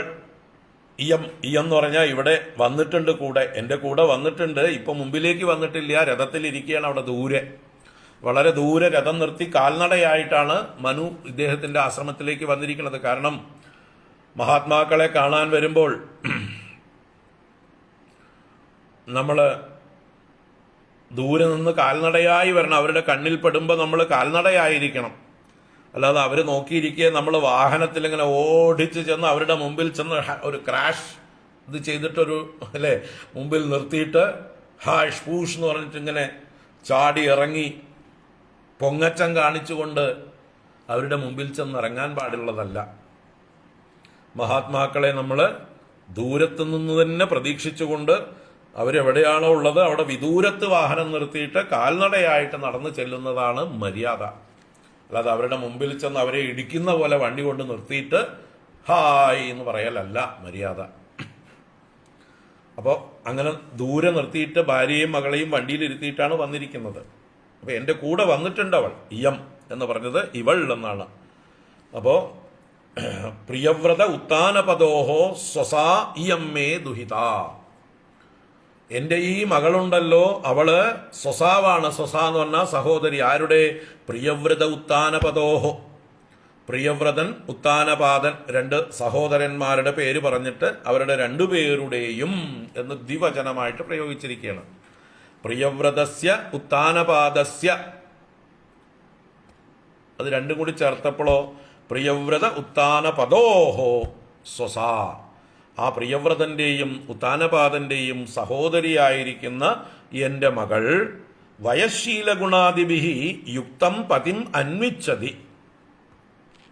വയസ്സ്, ശീലം, ഗുണം മുതലായവ കൊണ്ട് യുക്തം, സമുചിതനായ, തനിക്ക് യോജിച്ചവനായ പതിം അന്വിച്ചതി, പതിയെ അന്വേഷിക്കുന്നു, ആഗ്രഹിക്കുന്നു. പതിയെ പ്രാപിക്കുന്നു വെച്ചാൽ വിവാഹം കഴിക്കാൻ ആഗ്രഹിക്കുന്നു തനിക്ക് യോജിക്കുന്ന പുരുഷനെ. എന്തൊക്കെ കൊണ്ട്? വയസ്സ്, ശീലം, ഗുണം. ഇതാണ് നോക്കേണ്ടത്. ഇതാണ് പൊരുത്തം. വയസ്സ് കൊണ്ട് പൊരുത്തം ഉണ്ടാവണം, അല്ലേ? എന്തിനാണ് വയസ്സുകൊണ്ട് പൊരുത്തം എന്ന് പറഞ്ഞാൽ രണ്ടുപേരും സമാന വയസ്കരായിരിക്കണം. പുരുഷന്മാർക്ക് അല്പം വയസ്സ് കൂടുതൽ കൊടുക്കുന്നത് എന്തിനാ വെച്ചാൽ അനുസരണ ഉണ്ടാവാൻ വേണ്ടിയിട്ട് തന്നെയാണ്. രണ്ടുപേരും ഒരേ തുല്യ വയസ്സോ അല്ലെങ്കിൽ പുരുഷൻ താഴ്ന്ന വയസ്സോ ഒക്കെ ആണെങ്കിൽ എടോ പോടോ എന്ന് വിളിച്ച് അല്ലെങ്കിൽ തന്നെ ഉണ്ട്. ഇപ്പോൾ വയസ്സ് കൂടിയിട്ടും കാര്യമൊന്നുമില്ല. ഇപ്പോൾ അങ്ങോട്ടും ഇങ്ങോട്ടും ഒക്കെ എടാ പോടാന്നൊക്കെ വിളിക്കുന്നത്. പേര് വിളിക്കുന്നു, എടാ വിളിക്കുന്നു. അതെന്താവും? അവസാനം അടിയും തല്ലിലും എപ്പോഴും കലാശിക്കുള്ളൂ. പുരുഷനെ സംബന്ധിച്ച് കായിക ശക്തി കൂടിയവനാണ്. പ്രകൃതി അങ്ങനെയാണ്, അതിൽ മാറ്റമൊന്നുമില്ല. പുരുഷൻ എന്ന് പറഞ്ഞാൽ സ്ത്രീയേക്കാൾ കായികമായിട്ട് ബലം കൂടിയവൻ തന്നെയാണ്. പിന്നെ കുറെ സ്ത്രീകൾ എക്സംഷൻസ് ഉണ്ടാവും. പുരുഷന്മാരും ബലം കുറഞ്ഞവരായിട്ടുള്ള എക്സംഷൻസ് ഉണ്ടാവും. ജനറൽ മെജോറിറ്റി പ്രകൃതിയിൽ പുരുഷന്മാർക്കാണ് കായിക ബലം. അപ്പൊ കായിക ബലമുള്ളവർക്ക് അതിൻ്റെതായിട്ടുള്ള ഒരു ഈഗോ കൂടുതലുണ്ടാവും. ആ ego male ego, male domination, male chauvinism എന്നൊക്കെ രീതിയിൽ അത് പുറത്തേക്ക് വരും. അപ്പൊ സ്ത്രീകളെ തൻ്റെ നിയന്ത്രണത്തിൽ നിർത്താനുള്ളതായിട്ടുള്ള ഒരു ശീലം, ഒരു സ്വഭാവം പുരുഷന്മാർക്ക് എപ്പോഴും ഉണ്ടാവും. തന്നെ അവർ ഭരിക്കുന്നതും അവർ നിയന്ത്രിക്കുന്നതും അവർക്ക് ഇഷ്ടമായിക്കൊള്ളുന്നില്ല. സത്വഗുണമുള്ളവർക്ക് അത് സാധിക്കും. നല്ലോണം സത്വഗുണം വികസിച്ചിട്ടുള്ളവർക്ക് അത് സാധിക്കും. അത് നമുക്ക് പ്രകൃതിയിൽ കാണാം. ഇപ്പം നമ്മൾ ഉയർന്ന സംസ്കാരമുള്ളവരുടെ ഇടയിൽ നല്ല വിദ്യാഭ്യാസവും നല്ല സത്വഗുണമുള്ള അങ്ങനെയുള്ള കുടുംബങ്ങളിൽ ഭാര്യയും ഭർത്താവും ഒക്കെ നല്ല രമ്യതയിൽ പോകുന്നുണ്ടാവും. രജോ ഗുണം വർദ്ധിച്ച പുരുഷന്മാരാണെങ്കിൽ അത് നടപ്പില്ല. തമോ ഗുണമാണെങ്കിലും നടപ്പില്ല. പ്രകൃതിയിൽ രജോ ഗുണവും തമോ ഗുണവും വർദ്ധിച്ചവരാണ് കൂടുതൽ. സത്വഗുണമുള്ളവർ വളരെ റയറാണ്. അപ്പൊ സാത്വികന്മാരായിട്ടുള്ള പുരുഷന്മാർ സ്ത്രീകളുടെ മേൽക്കോയ്മ വേണമെങ്കിൽ അംഗീകരിച്ചു കൊടുക്കും, അവരുടെ ഒപ്പത്തിനൊപ്പം സ്ഥാനം കൊടുക്കും, എല്ലാം കൊടുക്കും. ശരി തന്നെയാണ്, അത് റയറാണ്. അതെല്ലായിടത്തും സാമാന്യമല്ല, ഗുണത്തിനനുസരിച്ചാണ്. അപ്പൊ രജോ ഗുണമുള്ള പുരുഷന്മാർക്ക് ഒരിക്കലും തന്നെ കീഴ്പ്പെടുത്തുന്നത്, തന്നെ ഭരിക്കുന്നത് ഒന്നും ഇഷ്ടമാവില്ല. പുരുഷന്മാർ ഭരിക്കുന്നത് തന്നെ ഇഷ്ടമാവില്ല അവർക്ക്. പിന്നെയാണോ സ്ത്രീകൾ ഭരിക്കുന്നത്? സ്വന്തം അമ്മയച്ഛനും ഭരിക്കുന്നത് പോലും പുരുഷന്മാർക്ക് ഇഷ്ടമല്ല, അല്ലേ? കുറച്ച് വളർന്നു കഴിഞ്ഞാൽ 15 or 16 വയസ്സൊക്കെ ആയിക്കഴിഞ്ഞാൽ ആൺപിള്ളേര് അച്ഛനും അമ്മയും ഭരിക്കുന്നത് പോലും ഇഷ്ടമല്ല. പിന്നെയാണോ എവിടുന്നെങ്കിലും വന്ന ആരെങ്കിലും ഭരിക്കുന്നത് ഇഷ്ടമാവുക? അപ്പൊ ഇതൊരു പ്രകൃതിയിലൊരു സാമാന്യമായിട്ടുള്ള നിയമത്തെ പറയുകയാണ്. അപ്പൊ അതുകൊണ്ട് തന്നെ ആ പുരുഷന് കുറച്ച് പ്രായം കൂടുതൽ ഉണ്ടെങ്കിൽ നല്ലതാണ്. എന്തുകൊണ്ട്? ആ ഒരു ബഹുമാനവും അനുസരണയും ഉണ്ടാവാനായിക്കൊണ്ട്. അതുകൊണ്ടാണ് നമ്മുടെ പൂർവികര് 8 ഉം 10 വയസ്സ് വ്യത്യാസം ഉള്ള പുരുഷന്മാരെ ആ പാകത്തിനുള്ള സ്ത്രീകളെ കൊണ്ട് വിവാഹം കഴിപ്പിച്ചു. അപ്പോൾ ഏട്ടാന്ന് വിളിപ്പിച്ചു, അല്ലെങ്കിൽ അദ്ദേഹം എന്നൊക്കെയുള്ള ബഹുമാനത്തോടുകൂടി പറഞ്ഞാൽ അനുസരണയോടുകൂടിയൊക്കെ കഴിയാൻ വേണ്ടിയിട്ട്. ഇന്നിപ്പോൾ അങ്ങനെയല്ല, എടാ പോടാ എന്ന് വിളിച്ച് ദിവസവും തല്ലു അടിയാണ് അങ്ങോട്ടും ഇങ്ങോട്ടും. വ്യത്യാസം മനസ്സിലാക്കുക. അപ്പോൾ പറഞ്ഞു വന്നത് ഇവിടെ വയസ്സ് എന്തിനു വേണ്ടിയിട്ടാണ് സമാന വയസ്കരെ തിരഞ്ഞെടുക്കുന്നത് വെച്ചാൽ കാമം എന്നുള്ള പുരുഷാർത്ഥം അനുഭവിക്കാൻ. ഒരു വൃദ്ധന് കൊച്ചു കന്യകയെ വിവാഹം കഴിച്ചിട്ട് വലിയ കാര്യമില്ല. അതുപോലെ വൃദ്ധയായിട്ടുള്ള ഒരു സ്ത്രീക്ക് കൊച്ചു പയ്യനെ വിവാഹം കഴിച്ചിട്ടും കാര്യമില്ല. കാരണം അവരുടെ കാമം സാക്ഷാത്കരിക്കാൻ സാധിക്കില്ല. അപ്പോൾ കാമം എന്ന പുരുഷാർത്ഥത്തെ സാക്ഷാത്കരിക്കാൻ വയസ്സ്. അതുപോലെ ശീലം എന്തിനാണ്? അത് ധർമ്മം പരിപാലിക്കാൻ വേണ്ടിയിട്ടാണ്. നല്ല സ്വഭാവം ഉണ്ടെങ്കിലേ അവനവൻ്റെ ധർമ്മം പരിപാലിക്കാൻ പറ്റുള്ളൂ. അപ്പോൾ സ്ത്രീക്കും ശീലഗുണം വേണം, പുരുഷനും സമാനമായിട്ടുള്ള ശീലഗുണങ്ങൾ ഉണ്ടെങ്കിൽ അവരവരുടെ ഡ്യൂട്ടീസ് പരിപാലിക്കും. നല്ല ശീലമുള്ളവരാണെങ്കിൽ തൻ്റെ ധർമ്മം എന്തെന്ന് തിരിച്ചറിഞ്ഞുകൊണ്ട് അച്ഛനോട്, അമ്മയോട്, ഭാര്യയോട്, മക്കളോട്, സമൂഹത്തോട്, തൻ്റെ ഉദ്യോഗത്തോട് ഒക്കെ ചെയ്യേണ്ടതായിട്ടുള്ള ധർമ്മങ്ങൾ പരിപാലിക്കണമെങ്കിൽ എന്ത് വേണം? ശീലഗുണം വേണം, ക്യാരക്ടർ വേണം. അപ്പോൾ വയസ്സ്, ക്യാരക്ടർ, അതുപോലെ മറ്റ് ഗുണങ്ങൾ, ക്വാളിറ്റീസ്, നല്ല വിദ്യ, അതുപോലെ മറ്റ് ഏതൊക്കെ നല്ല ഗുണങ്ങളുണ്ടോ, സത്യം പറയുന്നതാണെങ്കിലും അല്ലെങ്കിൽ സ്നേഹം മുതലായത് പ്രകടിപ്പിക്കാനാണെങ്കിലും, അങ്ങനെ എന്തൊക്കെ വാല്യൂസ് ഉണ്ടോ, എന്തൊക്കെ ഗുണങ്ങളുണ്ടോ അതൊക്കെ ഉണ്ടെങ്കിൽ ധാരാളം എന്താ പറയുക അർത്ഥം ഉണ്ടാക്കാനും സാധിക്കും. എന്തൊക്കെ ഗുണങ്ങളുണ്ടോ അതിനനുസരിച്ച് അർത്ഥസമ്പാദനത്തിനും ജീവിത സുഖത്തിനും സാധിക്കും. മറ്റ് ഗുണങ്ങൾ ജ്ഞാനം, ഭക്തി മുതലായത് ഉണ്ടെങ്കിൽ മോക്ഷത്തിനും അധികാരിയായിരിക്കും. അപ്പോൾ ജ്ഞാനം, ഭക്തി മുതലായ ഗുണങ്ങളും ഉള്ളവരാണെങ്കിൽ അവർക്ക് മോക്ഷവും 4 പുരുഷാർത്ഥങ്ങളും അനുഭവിക്കുവാനുള്ള യോഗ്യത ഉണ്ടായിരിക്കും. അപ്പോൾ അതാണ് ഇവിടെ വയശീല ഗുണാദിഭിഹി യുക്തം. വയസ്സ്, ശീലം, ഗുണം മുതലായത് കൊണ്ട് യുക്തനായിരിക്കുന്ന ഒരു പതിയെ ഭർത്താവിനെ അന്വിച്ചതി ആഗ്രഹിക്കുന്നു, തിരയുന്നു, അവൾ വിവാഹം കഴിക്കാൻ ആഗ്രഹിക്കുന്നു. വന്ന കാര്യം മുഖവുര അധികമില്ലാതെ തന്നെ അവതരിപ്പിച്ചു. പ്രിയവ്രതോത്താനപദോഹോ സ്വസേയം ദുഹിതാ മമ അന്വിച്ചതി പതിം യുക്തം വയശീല ഗുണാദിഭിഃ യഥാ തു ഭവതശീലശ്രുതരൂപവയോ ഗുണാൻ അസൃണോ നാരദാദേശാത് ത്വയ്യാസീത് കൃതനിശ്ചയാ. ഇനി സഹോദരന്മാരുടെ പേര് പറഞ്ഞതിലൂടെ വേറൊരു കാര്യം കൂടി ഉണ്ട്. പ്രിയവ്രതോത്താനപദോഹോ സ്വസായം എന്ന് പറഞ്ഞപ്പോൾ എനിക്ക് 2 ആൺമക്കളുണ്ട് എന്ന് സൂചിപ്പിക്കുന്നതിലൂടെ മുൻകൂറായിട്ട് തന്നെ പറയണം, ഇവളിലുണ്ടാകുന്ന ആൺകുട്ടിയെ ഞാൻ ചോദിക്കില്ല കേട്ടോ. ക്ഷത്രിയ ധർമ്മത്തിൽ എങ്ങനെയൊന്നുണ്ട്, പുത്രികാധർമ്മം എന്ന് പറയും. പുത്രിയെ വിവാഹം കഴിച്ചു കൊടുക്കുമ്പോൾ തനിക്ക് ആൺകുട്ടികളില്ലെങ്കിൽ ആ വിവാഹ സമയത്ത് തന്നെ എഗ്രിമെന്റ് വെക്കാം. തൻ്റെ മകളെ വിവാഹം കഴിക്കുന്ന വരനോട് പറയാം, ഇവളിലുണ്ടാകുന്ന ആദ്യത്തെ സന്തതി എനിക്ക് തരണം കേട്ടോ എന്ന്. പുത്രികാധർമ്മം അത് മനു ചെയ്യുന്നുണ്ട്. അത് വേറൊരു ഭാഗത്ത് നമുക്ക് പറയാം. എന്തുകൊണ്ട് അത് ആവശ്യമില്ല എന്നാണ് ഇവിടെ സൂചിപ്പിക്കുന്നത്. അങ്ങനെ ആവശ്യമില്ല എന്ന് സൂചിപ്പിക്കുന്നതിലൂടെ ഇദ്ദേഹത്തിന്റെ സങ്കല്പത്തിലും മാറ്റം ഉണ്ടാക്കണം. ഇദ്ദേഹം ഒരു ഉത്തമനായിട്ടുള്ള ബ്രാഹ്മണനാണ്, കർദമ പ്രജാപതി. അപ്പൊ അങ്ങയിൽ നിന്നുണ്ടാകുന്നത് ബ്രാഹ്മണ സന്തതികൾ തന്നെ ആയിക്കോട്ടെ കേട്ടോ. അങ്ങ് ബ്രാഹ്മണ സന്തതികളെ, ജ്ഞാനികളായിട്ടുള്ള സന്തതികളെ ഉൽപ്പാദിപ്പിച്ചോളൂ, ക്ഷത്രിയ സന്തതികൾ വേണ്ട. എനിക്ക് ദത്തെടുക്കാനാണെങ്കിൽ മകളിൽ നിന്ന് ഉണ്ടാകുന്ന സന്തതി എനിക്ക് വേണമെങ്കിൽ അവൻ ക്ഷത്രിയ വീര്യമുള്ളവനായിരിക്കണം, ക്ഷത്രിയ പൗരുഷമുള്ളവനായിരിക്കണം. അപ്പൊ ആ സങ്കല്പം അദ്ദേഹം ചെയ്യണം. കർദമ പ്രജാപതിക്ക് ആ സങ്കല്പം വേണം. എന്നിലുണ്ടാകുന്ന പുത്രൻ ക്ഷത്രിയ ഗുണമുള്ളവനായിരിക്കണം എന്ന് ഗർഭാധാന സമയത്ത് അദ്ദേഹം സങ്കല്പിച്ചാൽ ആ ഗുണമുള്ള പുത്രൻ ജനിക്കും. എന്നിട്ട് അമ്മായി അച്ഛന് ദാനം കൊടുക്കാം. ഇതാ പിടിച്ചോളൂ, അങ്ങ് വളർത്തിക്കോളൂ, അങ്ങ് ക്ഷത്രിയനാണ്, അങ്ങയുടെ പാരമ്പര്യം രക്ഷിക്കാനായിക്കൊണ്ട് അനന്തരാവകാശിയായിട്ടൊരു ക്ഷത്രിയ ബാലനെ എടുത്തോളൂ. ഇത് അതിൻ്റെ ആവശ്യമില്ല. അങ്ങേക്ക് ജനിക്കുന്ന പുത്രൻ അങ്ങയെപ്പോലെ തന്നെ ശ്രേഷ്ഠനായിട്ടുള്ള ബ്രാഹ്മണനായിക്കോട്ടെ എന്നുള്ള സൂചനയും കൂടി അതിലൂടെ കൊടുത്തു കഴിഞ്ഞു. ഇതൊക്കെ വളരെ സൂക്ഷ്മമായിട്ടുള്ള പ്രയോഗങ്ങളാണ്. ഇപ്പൊ യഥാതു ഭവതഃ ശീല ശ്രുതരൂപവയോ ഗുണാൻ ആസൃണോതു നാരദാത് ഏഷാ ത്വയ് ആസീത് കൃതനിശ്ചയ. തൻ്റെ മകളായ ദേവഹൂതി ദേവിക്ക് ഈ കർദമ പ്രജാപതിയോട് ഇഷ്ടം തോന്നാനുള്ള കാരണം പറയണം. എന്തുകൊണ്ട് ഇദ്ദേഹത്തെ തെരഞ്ഞെടുത്തു പറയണ. ഭവതഃ ശീല ശ്രുത രൂപ വയോ ഗുണാൻ നാരദാത് യേഷ യഥാ തു ആസൃണോത്. ഭവതഃ അങ്ങയുടെ ശീലം, ശ്രുതം, രൂപം, വയസ്സ്, ഗുണങ്ങൾ. ശീലം എന്ന് പറഞ്ഞാൽ നല്ല സൽസ്വഭാവം, ക്യാരക്ടർ. ശ്രുതം എന്ന് പറഞ്ഞാൽ അധ്യയനം ചെയ്തിരിക്കുന്നത്, പഠിച്ചിരിക്കുന്നത്, വേദാദികൾ അഭ്യസിച്ചിരിക്കുന്നത്, അത് ശ്രുതം. എന്തൊക്കെ ലേണഡ് എന്ന് പറയില്ലേ, അപ്പൊ നല്ല ലേണഡ് ആണ് അദ്ദേഹം. രൂപം, രൂപത്തിൻ്റെതായിട്ടുള്ള ലക്ഷണങ്ങൾ, സൗന്ദര്യം, അതുപോലെ വയസ്സ്, പ്രായം, ഗുണങ്ങൾ, ഇതെല്ലാം അങ്ങയുടെ മഹത്വത്തെക്കുറിച്ച് ഇവൾ എവിടുന്ന് കേട്ടു? നാരദനിൽ നിന്ന്. നാരദാത് യേഷ യഥാതു ആസൃണോത്. നാരദനിൽ നിന്ന് ഇവൾ എപ്പോഴാണോ കേട്ടത്?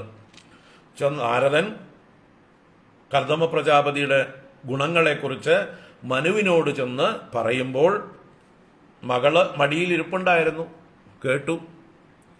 കേട്ടപ്പോൾ ഈ മഹാത്മാവ് തന്നെ തനിക്ക് ഭർത്താവായിട്ട് മതി എന്ന് ആ കന്യകയായിട്ടുള്ള ദേവഹൂതി ദേവി ആഗ്രഹിച്ചു. അതാണ് പറഞ്ഞത്, നാരദനിൽ നിന്ന് എപ്പോൾ കേട്ടുവോ അപ്പോൾ അങ്ങയോട് ത്വയി കൃതനിശ്ചയാ ആസീത്, അങ്ങയിൽ മനസ്സുകൊണ്ട് നിശ്ചയം ചെയ്തവളായി ഭവിച്ചു, അങ്ങയെ തന്നെ വരനായി വരിക്കണമെന്നവൾ ആഗ്രഹിച്ചു. നാരദനാണ് ഇത് അതിന് കാരണക്കാരൻ എന്ന് പറയണവിടെ.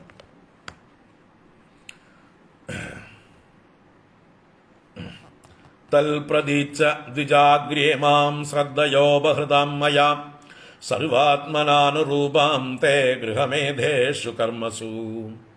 അതുകൊണ്ട് തത് എന്ന് പറഞ്ഞാൽ തസ്മാത്, അതുകൊണ്ട് ദർഫോർ, ഹേ ദ്വിജാഗ്ര്യ ബ്രാഹ്മണ ശ്രേഷ്ഠ, ബ്രാഹ്മണോത്തമ, മയാ ശ്രദ്ധയാ ഉപാഹൃതാം തേ ഗൃഹമേധേഷു കർമ്മസു സർവാത്മന അനുരൂപാം ഇമാം പ്രതീച്ഛ എന്ന് പറഞ്ഞാല് സ്വീകരിച്ചാലും, അങ്ങ് ഇച്ഛിച്ചാലും അങ്ങ് സ്വീകരിച്ചാലും എന്ന് പറയുന്ന പ്രതീച്ഛ. ആരെ? ഇമാം, ഇവൾ എങ്ങനെയുള്ളവളാണ്? മയാ ശ്രദ്ധയാ ഉപഹൃത, എന്നാൽ ശ്രദ്ധാഭക്തിയോടുകൂടെ അങ്ങയുടെ അടുത്തേക്ക് ഉപഹാരമായി നൽകപ്പെട്ടവൾ. അപ്പോൾ വിധിയാമണ്ണം കന്യാദാനമായി നൽകപ്പെട്ടവൾ, യാതൊരു എതിർപ്പും കൂടാതെ. എനിക്കും ഇവളുടെ അമ്മയ്ക്കും ഞങ്ങൾ ബന്ധുക്കൾക്കൊക്കെ സമ്മതമാണ്, ഞങ്ങൾക്ക് യാതൊരു എതിരഭിപ്രായവുമില്ല. അതുകൊണ്ട് ഞങ്ങൾ ഹൃദയപൂർവമായിട്ട് അങ്ങേക്ക് കന്യാദാനം ചെയ്യണ്. ഏറ്റവും ശ്രേഷ്ഠമായിട്ടുള്ള വിവാഹ വിധിയാണിത്. ബ്രാഹ്മം എന്ന് പറയുന്ന അഷ്ടവിവാഹങ്ങളിൽ ഏറ്റവും ശ്രേഷ്ഠമായിട്ടുള്ള വിവാഹവിധിയാണ് ബ്രാഹ്മം എന്ന് പറയുന്ന കന്യാദാന വിധി. അതാണ് ഇവിടെ പറയുന്നത്. മയാ ശ്രദ്ധയാ ഉപഹൃതാം, എന്നാൽ ശ്രദ്ധയോടുകൂടി ഉപഹാരമായി നൽകപ്പെട്ടവളും തേ ഗൃഹമേധേഷു കർമ്മസു സർവാത്മന അനുരൂപം, തേ അങ്ങയുടെ ഗൃഹമേധേഷു കർമ്മസു, ഗൃഹസ്ഥാശ്രമ കർമ്മങ്ങളിൽ അങ്ങ് ഏത് ബ്രാഹ്മണധർമ്മം സ്വീകരിച്ചിരിക്കുന്നുവോ അതിനനുസരിച്ചിട്ടുള്ള അങ്ങയുടെ കർമ്മങ്ങളുണ്ടാവും. ആ കർമ്മങ്ങളിൽ സർവാത്മനാനുരൂപം, എല്ലാം കൊണ്ടും അവൾ അനുകൂലയായി അങ്ങയെ സഹായിക്കും. അങ്ങേക്ക് യാതൊരു തരത്തിലുള്ളതായിട്ടുള്ള തടസ്സങ്ങൾ ഉണ്ടാക്കുന്നവളായിരിക്കില്ല. അങ്ങയുടെ സ്വഭാവം അവൾക്ക് നല്ലതുപോലെ അറിയാം. അങ്ങൊരു ബ്രാഹ്മണനാണ്, ആ ബ്രാഹ്മണ വൃത്തിയായിരിക്കും അങ്ങ് സ്വീകരിക്കുക. യജനം, യാചനം, അധ്യയനം, അധ്യാപനം, അതുപോലെ ദാനം സ്വീകരിക്കുക, ഇതൊക്കെയാണ് ബ്രാഹ്മണന്റെ വൃത്തികൾ. സ്വയം അധ്യയനം ചെയ്യുക, മറ്റുള്ളവർക്ക് അധ്യാപനം ചെയ്യുക, സ്വയം പൂജാദികൾ ഹോമാദികളൊക്കെ ചെയ്യുക, മറ്റുള്ളവർക്ക് വേണ്ടി പുരോഹിതനായി അത് മറ്റുള്ളവർക്ക് വേണ്ടി ചെയ്തു കൊടുക്കുക. യജനം, യാചനം, അധ്യയനം, അധ്യാപനം, അതുപോലെ ദാനം സ്വീകരിക്കലും. ഇതാണ് ബ്രാഹ്മണന്റെ വൃത്തി, ബ്രാഹ്മണ ജീവിത രീതി. അപ്പൊ അതിനനുസരിച്ച് അവൾ അനുകൂലയായി നിൽക്കും, അങ്ങേക്ക് യാതൊരു എതിരും നിൽക്കുന്നവളായിരിക്കില്ല. അതാണ് സർവാത്മന അനുരൂപാം ഇമാം പ്രതീച്ച, ഇവളെ അങ്ങ് സ്വീകരിച്ചോളൂ, ഇവളെ കൊണ്ട് അങ്ങേക്ക് ഒരു ബുദ്ധിമുട്ടും ഉണ്ടാവുകയില്ല. രാജകുമാരിയാണെന്ന് വിചാരിച്ച് അങ്ങ് പേടിക്കൊന്നും വേണ്ട. ഇവൾ ആ ജാടയൊന്നും കാണിക്കില്ല, പൊങ്ങച്ചൊന്നും കാണിക്കില്ല. ഈ രാജകീയമായിട്ടുള്ള സുഖഭോഗങ്ങളൊക്കെ വേണമെന്ന് പറഞ്ഞിട്ട് അങ്ങയോട് ശണ്ട കൂടില്ല. അങ്ങനെയുള്ള ഉപദ്രവങ്ങളൊന്നും ഉണ്ടാക്കില്ല. അങ്ങ് എന്താണോ ഇച്ഛിക്കുന്നത് അതിനനുസരിച്ച് അനുകൂലയായിട്ടവൾ വർത്തിക്കും. അതുകൊണ്ട് അവളെ അങ്ങ് സ്വീകരിക്കൂ എന്നാണ് പറയുന്നത്. ഉദ്യതസ്യ ഹി കാമസ്യ പ്രതിവാദോ ന ശസ്യത്തെ അഭിനിർമുക്ത സംഗസ്യ കാമരക്തസ്യ കിം പുനഃ. പറയണ ഉദ്യതസ്യ കാമസ്യ പ്രതിവാദഃ നിർമുക്ത സംഗസ്യ അപി ന ശസ്യത്തെ കാമരക്തസ്യ കിം പുനഃ. ഇവിടെ ഒരു ന്യായം പറയുകയാണ്. ഉദ്യതസ്യ ഹി കാമസ്യ പ്രതിവാദഃ നിർമുക്ത സംഗസ്യ അപി ന ശസ്യത്തെ. ന ശസ്യത്തെ എന്ന് പറഞ്ഞാൽ പ്രശംസനീയമല്ല, ശോഭനീയമല്ല. എന്ത്? പ്രതിവാദഃ എന്ന് പറഞ്ഞാൽ എതിർ പറയുക, വേണ്ടാന്ന് പറയുക, നിരാകരിക്കുക. ഏതിനെ? ഉദ്യതസ്യ കാമസ്യ, ഉദ്യതമായിരിക്കുന്ന കാമം എന്ന് പറഞ്ഞാൽ തൻ്റെ അടുത്തേക്ക് വന്നു ചേർന്ന വിഷയം. കാമം എന്ന് പറഞ്ഞാൽ വിഷയം. അപ്പൊ സ്വയമേവ വന്നു ചേർന്നതായിട്ടുള്ള, സ്വാഭാവികമായി വന്നു ചേർന്ന ഭോഗവിഷയത്തെ വേണ്ട എന്ന് പറഞ്ഞ് നിരാകരിക്കുന്നത് ഒരു പ്രശംസനീയമായിട്ടുള്ള കാര്യമല്ല. യദൃച്ഛാ ലാഭസന്തുഷ്ടന്മാരായിരിക്കലാണ് എല്ലാവർക്കും നല്ലത്. എന്ന് വെച്ചാൽ ഈശ്വരേച്ഛ കൊണ്ട് നമ്മുടെ അടുത്തേക്ക് വരുന്നതായിട്ടുള്ള സുഖങ്ങളെ, ഭോഗങ്ങളെ വേണ്ട എന്ന് പറയുന്നത് ഒരു നിന്ദയാണ്, ഈശ്വര നിന്ദയാണ് എന്നാണ് സാമാന്യമായിട്ടുള്ള നിയമം. ഇവിടെ ഗൃഹസ്ഥന്മാരെ സംബന്ധിച്ചാണ് ഇവിടെ പറയുന്നത്. അപ്പോൾ നിർമുക്ത സംഘസ്യ അഭിനശസ്യത എന്ന് പറയുന്നുണ്ട്. നിർമുക്ത സംഘസ്യ എന്ന് പറഞ്ഞാൽ എല്ലാറ്റിൽ നിന്നും സംഘം വെടിഞ്ഞ സന്യാസ ജീവിതം നയിക്കുന്നവർക്ക് പോലും മറ്റുള്ളവർ കൊണ്ടു കൊടുക്കുന്ന ഉപഹാരത്തെ തിരസ്കരിക്കേണ്ടതില്ല. അത് സ്വീകരിച്ചിട്ട് വേറെ ആർക്കെങ്കിലും പ്രയോജനപ്പെടുന്നവർക്ക് കൊടുത്താലും കുഴപ്പമില്ല. വേണ്ട എന്ന് പറഞ്ഞ് അവരെ നിരാശപ്പെടുത്തരുത്. മാത്രമല്ല ആ ഒരു സംസ്കാരത്തെ നശിപ്പിക്കൽ കൂടിയാവും. അല്ലേ, സന്യാസിമാരെ, മഹാത്മാക്കളെയൊക്കെ കാണുമ്പോൾ എന്തെങ്കിലും കൊണ്ടുപോയി കൊടുക്കണം എന്നുള്ള ഒരു നല്ല സംസ്കാരം ഉള്ളതിനെ ഞങ്ങൾക്കൊന്നും ആവശ്യമില്ല, ഞങ്ങൾ പരിപൂർണ വിരക്തരാണ്, നിങ്ങളൊന്നും കൊണ്ടുവരരുത് എന്ന് പറഞ്ഞ് നിരാകരിക്കുമ്പോൾ ആ സംസ്കാരം ഇല്ലാതെയാവും കാലം കൊണ്ട്. അപ്പോൾ ആ കൊടുക്കാനുള്ള മനസ്സുണ്ടാവട്ടെ. ഈശ്വരന് കൊടുക്കാനും മഹാത്മാക്കൾക്ക് കൊടുക്കാനും മടിയില്ലാതായാൽ മാത്രമേ ബാക്കിയുള്ളവർക്കും കൊടുക്കാൻ തോന്നുള്ളൂ. ഇപ്പം നമ്മൾ ക്ഷേത്രങ്ങളിലും മറ്റൊക്കെ ചെന്നാൽ വഴിപാടുകൾ ചെയ്യുന്നു. അത് എന്തുകൊണ്ട്? അതൊരു സംസ്കാരമാവാൻ വേണ്ടിയിട്ടാണ്, നമ്മുടെ കൈ ഒന്ന് അയയാൻ വേണ്ടിയിട്ടാണ്. കൈ അയയണം, കൊടുത്ത് ശീലം വേണം. ഒരു വാമപ്പ് എക്സസൈസാണ് വാസ്തവത്തിൽ ക്ഷേത്രങ്ങളിലൊക്കെ നമ്മൾ വഴിപാടുകൾ ചെയ്യുന്നത്. അവിടെ ഈശ്വരന് വേണ്ടിയിട്ടല്ല. ഗുരുവായൂരപ്പൻ നമ്മുടെ കാണിക്കയ്ക്ക് വേണ്ടി കാത്തിരിക്കുന്നില്ല. ഗുരുവായൂരപ്പന് യാതൊരു ദാരിദ്ര്യവുമില്ല. മഹാലക്ഷ്മി അദ്ദേഹത്തിന്റെ കൂടെ തന്നെയാണ്. ഈ പ്രപഞ്ചം അദ്ദേഹത്തിൻ്റെതാണ്. അപ്പം നമ്മൾ ഗുരുവായൂർ പോയി ഉണ്ടിയിലിടലോ അവിടെ വഴിപാടുകൾ ചെയ്യലോ ഒന്നിൻ്റെ ആവശ്യമില്ല. പക്ഷേ നമ്മളത് ചെയ്യുന്നത് നമ്മുടെ ഒരു കൈ അയയാൻ വേണ്ടിയിട്ടാണ്. ഗുരുവായൂരപ്പനെങ്കിലും കൊടുക്കൂ. നിങ്ങൾക്ക് ഇഷ്ടമുള്ള ഇഷ്ടദേവതയായ ഗുരുവായൂരപ്പനെങ്കിലും ഒന്ന് കൊടുത്ത് ശീലിക്കൂ. അങ്ങനെ കൊടുത്ത് കൊടുത്ത് നിങ്ങളുടെ കയ്യ് കുറച്ചുകൂടി നീളാൻ തുടങ്ങും.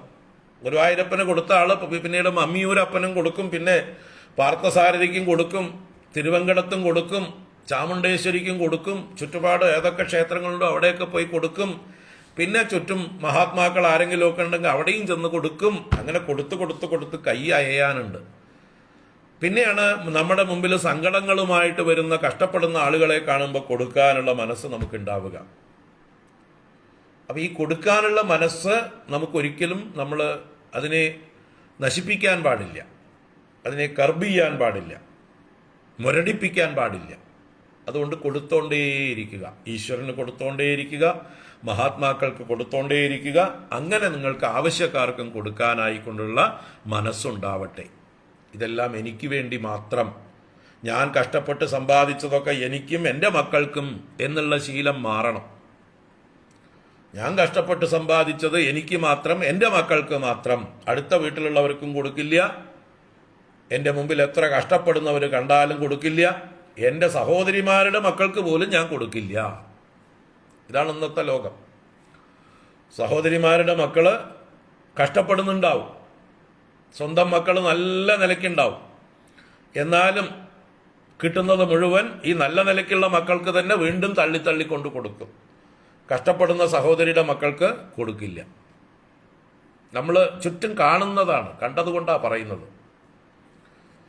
അനുഭവങ്ങൾ കൊണ്ടാണ് പറയുന്നത്. അപ്പം അങ്ങനെയുള്ളൊരു സ്വഭാവം നല്ലതല്ല. അപ്പം അതിന് എന്തു വേണം? കൊടുത്ത് ശീലിക്കണം. അതിന് മഹാത്മാക്കൾക്കും കൊടുക്കണം. അപ്പം മഹാത്മാക്കൾക്ക് വേണ്ടെങ്കിൽ പോലും കൊടുക്കണം. അത് മഹാത്മാക്കൾ അവർക്ക് കിട്ടുന്നതിനെ എന്ത് ചെയ്യണമെന്നുള്ളത് അവർ തീരുമാനിച്ചോട്ടെ. ആർക്ക് കൊടുക്കണം എന്നുള്ളത് അവർ ഇവിടുന്ന് കൊടുക്കുന്നതിനെ ഈ കൈകൊണ്ട് വാങ്ങിച്ചിട്ട് മറുപുറത്ത് മറ്റൊരാൾ ആവശ്യക്കാരനുണ്ടെങ്കിൽ അവർക്ക് കൊടുത്തു എന്ന് വരും. അത് നിങ്ങൾ വറി ചെയ്യണ്ട. അദ്ദേഹം മുഴുവൻ അനുഭവിച്ചില്ല എന്ന് കരുതി സങ്കടപ്പെടണ്ട. ഇവിടെ പലരും കാണാൻ വരാറുണ്ട്. എല്ലാവരും എന്താ പറയുക, സ്വാമിയെ കാണാൻ വരുമ്പോൾ വെറും കൈയോടെ എങ്ങനെയാണ് വരിക എന്ന് പറഞ്ഞാൽ കുറേ ഫ്രൂട്ട്സ് ഒക്കെ ആയിട്ട് വരും. ആ കൊണ്ടുവരുന്ന ഫ്രൂട്ട്സും ഡ്രൈ ഫ്രൂട്ട്സും ഒക്കെ സ്വാമി തന്നെ ഒറ്റയ്ക്കിരുന്ന് തിന്നാൽ സ്വാമി വേഗം ഔട്ടാവും. അപ്പോൾ കഴിയുന്നതും വേഗം അതിനെ ആവശ്യക്കാർക്ക് വിതരണം ചെയ്യാണ് വേണ്ടത്. നമ്മുടെ അടുത്ത് വരുന്ന അടുത്ത ആൾക്കാർക്ക് വേഗം കൊടുത്ത് ഒഴിവാക്കുക. അതിവിടെ കുട്ടികളുണ്ടെങ്കിൽ കുട്ടികൾക്ക് കൊടുക്കും, അല്ലെങ്കിൽ വേറെ ആരെങ്കിലും വന്നാൽ അവർക്ക് കൊടുക്കും എന്ന് പറഞ്ഞിട്ട് നിങ്ങൾ കൊണ്ടുവരാതിരിക്കുകയൊന്നും വേണ്ട കേട്ടോ. സ്വാമി തിന്നില്ല എന്ന് പറഞ്ഞിട്ട് കൊണ്ടുവരാതിരിക്കുകയൊന്നും വേണ്ട എന്ന് പറയാം. കൊണ്ടുവരണമെന്നും പറഞ്ഞില്ല, കൊണ്ടുവരണ്ടെന്നും പറഞ്ഞില്ല. ഈ ഒരു സംസ്കാരം നമുക്ക് നിലനിർത്തണം. ഗുരുക്കന്മാരുടെ അടുത്തേക്ക്, ഈശ്വരൻ്റെ അടുത്തേക്ക്, വൃദ്ധന്മാരുടെ അടുത്തേക്ക്, കുട്ടികളുടെ അടുത്തേക്ക്, രാജാവിൻ്റെ അടുത്തേക്ക് പോകുമ്പോൾ വെറും കൈയോടെ പോകരുത് എന്ന് ശാസ്ത്രം പറയുന്നുണ്ട്. വൃദ്ധപാണിഹി ന ഗച്ഛേത്, രാജാനം ദൈവതം ഗുരും എന്ന് പറഞ്ഞു. അതുപോലെ വൃദ്ധനും ശിശുവും, വൃദ്ധന്മാരുടെ അടുത്തും ശിശുക്കളുടെ അടുത്തേക്കും രാജാവിൻ്റെ അടുത്തേക്കും ഈശ്വര സന്നിധാനത്തിലേക്കും ഗുരു സന്നിധാനത്തിലേക്കും പോകുമ്പോൾ വെറും കൈയോടെ പോകരുത് എന്ന് ശാസ്ത്രം. അങ്ങനെ നിങ്ങൾക്ക് പ്രിയപ്പെട്ടവർക്ക് ആദ്യം കൊടുത്ത് പിന്നെ ബാക്കിയുള്ളവർക്കൊക്കെ കൊടുക്കാറാവട്ടെ. അപ്പോൾ അതുകൊണ്ട് ഇവിടെ എന്ത് പറഞ്ഞു? ഉദ്യതസ്യ കാമസ്യ പ്രതിവാദഃ നിർമുക്ത സംഘസ്യ അപീന ശസ്യത്തെ. തൻ്റെ മുമ്പിൽ വന്നു ചേരുന്ന സുഖഭോഗങ്ങളെ വേണ്ട എന്ന് പറഞ്ഞ് എതിർക്കുന്നത് നിസ്സംഗന്മാരായിട്ടുള്ള സന്യാസിമാർക്ക് പോലും പ്രശംസനീയമായിട്ടുള്ളതല്ല. അപ്പൊ പിന്നെ കാമരക്തസ്യ പിന്നെ കാമരക്തസ്യ കിം, കാമം കൊണ്ട് രക്തനായ അനുരക്തനായിട്ടുള്ള ഒരാളുടെ കാര്യം പറയേണ്ടതുണ്ടോ? ഇപ്പൊ ഇവിടെ കർദമ പ്രജാപതി വിവാഹം കഴിക്കാൻ ആഗ്രഹിക്കുന്നുണ്ട് എന്ന് ക്ലൂ കിട്ടിയിട്ടുണ്ട്. ആർക്ക്? മനുവിന്. നാരദൻ പറഞ്ഞിട്ടുണ്ടാവും. അപ്പോ വിവാഹം കഴിക്കാൻ ആഗ്രഹിക്കുന്ന അങ്ങയെപ്പോലെയുള്ള ഒരാള് നിഷേധിക്കാൻ പാടുള്ളതല്ല എന്ന് പറഞ്ഞുകൊണ്ട് അവതരിപ്പിക്കുകയാണ്. ഇപ്പോൾ നമ്മുടെ അടുത്തേക്ക് ഭോഗസാധനങ്ങളൊക്കെ വരുമ്പോൾ നമുക്ക് ആവശ്യമില്ലെങ്കിലും നമ്മൾ സ്വീകരിച്ചിട്ട് മറ്റുള്ളവർക്ക്, ആവശ്യക്കാർക്ക് കൊടുക്കാവുന്നതാണ്. ഇനി എല്ലാം സ്വീകരിക്കണം എന്നൊന്നും നിയമമില്ല കേട്ടോ. ആരെങ്കിലും കൊണ്ടുവന്നിട്ട് സ്വാമിക്ക് ഒരു കുപ്പി കൊണ്ടുവന്നിട്ട് ഇതാ കുടിക്കൂ എന്ന് തന്നാൽ, പിന്നെ വിഷം കൊണ്ട് തന്നാൽ അതും കുടിക്കേണ്ടി വരും. അപ്പോൾ വിഷവും മദ്യവും അങ്ങനെയുള്ള നമ്മളെ നശിപ്പിക്കുന്നതായിട്ടുള്ള ഒന്നും, മത്സ്യമാംസാദികളും അങ്ങനെയുള്ളതൊക്കെ കൊണ്ടുവന്ന് തന്നാൽ അത് നമുക്ക് ശീലമില്ലാത്തതുകൊണ്ട് വേണ്ട. അത് വേറൊരാൾക്ക് കൊടുക്കാനും കൊള്ളില്ല, അതുകൊണ്ട് വേണ്ട. അതുകൊണ്ട് നമുക്ക് ഉപയോഗിക്കാവുന്നതേ കൊണ്ടുവരാകൂ. അത് നമുക്ക് ഉപയോഗം ഇല്ലെങ്കിൽ പോലും നമ്മളത് മറ്റുള്ളവർക്ക് കൊടുക്കുക. യ ഉദ്യതം അനാദൃത്യ കീനാശം അഭിയാചത്തെ ക്ഷീയതേ തദ്യശസ്ഫീതം മനശ്ച അവജ്ഞയാ ഹതഃ. പറയുന്നൂടെ, യഹ ഉദ്യതം അനാദൃത്യ കീനാശം അഭിയാചത്തെ. ഏതൊരുവനാണോ തൻ്റെ അടുത്തേക്ക് വന്നു ചേർന്നതിനെ നിരാകരിച്ചിട്ട്, അനാദരിച്ചിട്ട്, വേണ്ട എന്ന് പറഞ്ഞ് ജാട കാണിച്ചിട്ട് പിന്നെ പോയിട്ട് കീനാശം എന്ന് പറഞ്ഞാൽ, കീനാശൻ എന്ന് പറഞ്ഞാൽ ദരിദ്രൻ, പിശുക്കൻ എന്നൊക്കെ അർത്ഥമാണ്. അപ്പൊ പിശുക്കനും ദരിദ്രനുമായിട്ടുള്ള ഒരു കൃപണനോട് ചെന്ന് അഭിയാചതയെ പോയി ചോദിക്കുക. തരുന്നവരിൽ നിന്ന് മേടിക്കില്ല, തരാത്തവരോടും ദരിദ്രന്മാരോടും പോയി യാചിക്കുന്നത് സ്ഫീതം തദ്യശഃ ക്ഷീയത്തെ. വർദ്ധിച്ചിരിക്കുന്ന അവന്റെ യശസ്സിനെ ക്ഷയിപ്പിക്കുന്നു, അവന്റെ നാണക്കേടുണ്ടാക്കുന്നു. മാനഹാച അവജ്ഞയാ ഹതഃ, അവന്റെ അഭിമാനവും അവജ്ഞ കൊണ്ട്, അനാദരവ് കൊണ്ട് നശിച്ചു പോകുന്നു. അതുകൊണ്ട് നമുക്ക് ഈശ്വരൻ കൊണ്ടുതരുന്നതായിട്ടുള്ള സമ്മാനങ്ങളെ നമ്മൾ സ്വീകരിക്കുക. നമുക്ക് ആവശ്യമുള്ളതാണെങ്കിൽ പ്രത്യേകിച്ചും സ്വീകരിക്കുക. അതിനെ തള്ളിക്കളഞ്ഞിട്ട് വേറെ ആരോടെങ്കിലും പോയി യാചിക്കാൻ പോകുന്നത് നാണക്കേടാണ്. തുടർന്ന് അഹം ത്വാ ശൃണവം വിദ്വൻ വിവാഹാർത്ഥം സമുദ്യതം അതസ്ത്വം ഉപകുർവാണഃ പ്രത്താം പ്രതിഗൃഹാണമേ. പറയുന്നു, ഞാൻ അങ്ങയെ വിവാഹം കഴിക്കാൻ ആഗ്രഹിക്കുന്നവനായിട്ട് മനസ്സിലാക്കി, അതുകൊണ്ടാണ് ധൈര്യപ്പെട്ട് വന്നത്. അല്ലെങ്കിൽ അങ്ങയെ പോലുള്ള ഒരു താപസന്റെ അടുത്തേക്ക് വരാൻ ധൈര്യം ഉണ്ടാവോ ഇങ്ങനെയുള്ള കാര്യങ്ങൾ പറയാൻ? അതുകൊണ്ട് എങ്ങനെ എനിക്ക് ധൈര്യം വന്നു? അങ്ങ് വിവാഹം കഴിക്കാൻ ആഗ്രഹിക്കുന്നവൻ എന്ന് ഞാൻ മനസ്സിലാക്കി. അതാണ് അഹം ത്വാ അസൃണവം വിദ്വൻ. ഹേ വിദ്വൻ, അഹം ഞാൻ ത്വാ അങ്ങയെക്കുറിച്ച് അസൃണവം കേട്ടിരിക്കുന്നു. എന്ത്? വിവാഹാർത്ഥം സമുദ്യതം, വിവാഹ അർത്ഥത്തിനായിക്കൊണ്ട്, വിവാഹമാകുന്ന പ്രയോജനത്തിനായിക്കൊണ്ട് അങ്ങ് സമുദ്യതനാണ്, എന്താ പറയുക, ഉത്സാഹിക്കുന്നവനായിട്ട് ഞാൻ മനസ്സിലാക്കിയിരിക്കുന്നു. അതഃ ഉപകുർവാണഃ ത്വം മേ പ്രത്താം പ്രതിഗൃഹാണ. അതുകൊണ്ട് ഉപകുർവാണനായ അങ്ങ്, ഉപകുർവാണൻ എന്ന് പറഞ്ഞാൽ വിവാഹം വരെ ബ്രഹ്മചാരിയായിരിക്കുന്നവൻ ഉപകുർവാണൻ. മറ്റത് നൈഷ്ഠികൻ എന്ന് പറഞ്ഞാൽ ജീവിതം മുഴുവൻ ബ്രഹ്മചര്യം ദീക്ഷ സ്വീകരിച്ചിരിക്കുന്നവൻ നൈഷ്ഠിക ബ്രഹ്മചാരി. ഉപകുർവാണൻ എന്ന് പറഞ്ഞാൽ വിവാഹം കഴിക്കാൻ സന്നദ്ധനാണ്, തൽക്കാലം ബ്രഹ്മചാരി. അതാണ് ഉപകുർവാണൻ. പലതരത്തിലുള്ള ബ്രഹ്മചര്യങ്ങളുണ്ട്, വേറെയുണ്ട്. ശാസ്ത്രങ്ങൾ പറയുന്നതായിട്ടുള്ള സാവിത്രം, പ്രാജാപത്യം, ബ്രഹ്മ, ബൃഹത്ത് എന്നൊക്കെ പറഞ്ഞിട്ടുള്ളത്. അതിൽ സാവിത്രവും പ്രാജാപത്യവും ബ്രഹ്മ എന്നുള്ള 3 ബ്രഹ്മചര്യങ്ങൾ ഉപകുർവാണനാവാവുന്നതാണ്. ബൃഹത്ത് എന്ന് പറയുന്നതാണ് നൈഷ്ഠികം എന്ന് പറയുന്ന ബ്രഹ്മചര്യം. ബൃഹത് ബ്രഹ്മചര്യ വ്രതം എന്ന് പറഞ്ഞാൽ നൈഷ്ഠിക ഏറ്റവും വലുത് എന്നാണ് അർത്ഥം. സാവിത്രം എന്ന് പറയുന്ന ബ്രഹ്മചര്യം ഉപനയനം കഴിഞ്ഞ് 3 ദിവസം ഗായത്രി മന്ത്രം ജപിക്കാൻ വേണ്ടി മാത്രമുള്ള 3 ദിവസത്തെ ബ്രഹ്മചര്യത്തിനാണ് സാവിത്രം എന്ന് പറയുന്നത്. പ്രാജാപത്യം എന്ന് പറഞ്ഞാൽ 1 വർഷം നീണ്ടു നിൽക്കുന്നതായിട്ടുള്ള ഒരു ബ്രഹ്മചര്യ വ്രതത്തോടുകൂടി പിന്നെ സമാവർത്തനം കഴിഞ്ഞ് വിവാഹത്തിന് തയ്യാറാവുന്നതാണ് പ്രാജാപത്യം, പ്രജാപതിയുടെ അതിലേക്ക് ഗൃഹസ്ഥാശ്രമത്തിലേക്കുള്ളത്. പിന്നെ ബ്രഹ്മ എന്ന് പറയുന്നതായിട്ടുള്ളൊരു ബ്രഹ്മചര്യമുണ്ട്. അത് വേദപഠനത്തിന് വേണ്ടി മാത്രമായിട്ടുള്ള കാലം ബ്രഹ്മചര്യം. വേദപഠനം കഴിഞ്ഞാൽ പിന്നെ സമാവർത്തനം കഴിഞ്ഞ് വിവാഹത്തിന് തയ്യാറായി. അപ്പം ഇങ്ങനെ ബ്രഹ്മചര്യത്തെക്കുറിച്ച് പല പേരിൽ പറയും. പൊതുവെ 2ആയിട്ട് തിരിക്കാം, നൈഷ്ഠികനും ഉപകുർവാണനും. ഉപകുർവാണൻ അദ്ദേഹം റെഡിയാണ് വിവാഹം കഴിക്കാൻ. ഏതെങ്കിലും പ്രത്യേകമായിട്ടുള്ള എന്തെങ്കിലും ഒരു കമ്മിറ്റ്മെന്റ് ഉണ്ടെങ്കിൽ അത് കഴിഞ്ഞ ഉടനെ അദ്ദേഹം വിവാഹം കഴിക്കാൻ തയ്യാറാണ് എന്നർത്ഥം. മറ്റത് നൈഷ്ഠിക ബ്രഹ്മചാരി ഒരു കാരണവശാലും വിവാഹം കഴിക്കാൻ തയ്യാറല്ല. അങ്ങനെ 2 കൂട്ടരാണ്. അപ്പോൾ ഇവിടെ അങ്ങയെക്കുറിച്ച് ഞാൻ ഉപകുർവാണൻ എന്ന് കേട്ടിരിക്കുന്നു, വിവാഹം കഴിക്കാൻ സന്നദ്ധനാണെന്ന് ഞാൻ കേട്ടിരിക്കുന്നു. അതുകൊണ്ട് മേ പ്രത്താം പ്രതിഗൃഹാണ്, എന്നാൽ പ്രത്താം എന്ന് പറഞ്ഞാൽ പ്രകർഷേണ ദാനം ചെയ്യപ്പെടുന്ന, നൽകപ്പെടുന്നവളായിട്ടുള്ള ഈ കന്യാദാനം ചെയ്യപ്പെടുന്ന ഈ കന്യകയെ പ്രതിഗൃഹാണ, പ്ലീസ് അക്സെപ്റ്റ്, പ്രതിഗ്രഹിച്ചാലും വിവാഹത്തിൽ അങ്ങ് സ്വീകരിച്ചാലും, കന്യയുടെ കരത്തെ ഗ്രഹിച്ചാലും സ്വീകരിച്ചാലും എന്ന് പറഞ്ഞുകൊണ്ട് താൻ വന്ന കാര്യം ഇവിടെ നന്നായിട്ട് അവതരിപ്പിച്ചു. ഇനി പന്ത് ഈ ഋഷിയുടെ കോർട്ടിലാണ്, കർദമ പ്രജാപതിയുടെ കോർട്ടിലാണ്. അദ്ദേഹം തിരിച്ച് എങ്ങനെയാണ് പന്തടിക്കുന്നതെന്ന് നാളെ കാണാം നമുക്ക്. നാളെ ചിലപ്പോൾ അല്പം വൈകും, രാവിലെ ഒരു ഫംഗ്ഷനിൽ പങ്കെടുക്കാനുണ്ട്. അത് 9:30 to 10:30, കുറച്ച് ദൂരമുണ്ട് ഇവിടുന്ന്. ഒരു 11:30 പറ്റിയാൽ ചെയ്യാം. 11:30 ആവും തോന്നുന്നുണ്ട്. അതല്ലെങ്കിൽ വൈകുന്നേരം ആക്കേണ്ടി വരും, നോക്കട്ടെ. 11:30 ചെയ്യാമെന്ന് വിചാരിക്കുന്നു. 11:30 ചെയ്യാം. 11:30 to 12:45 അപ്പോൾ നേരത്തെ പണിയൊക്കെ കഴിച്ചു വെച്ചോളൂ.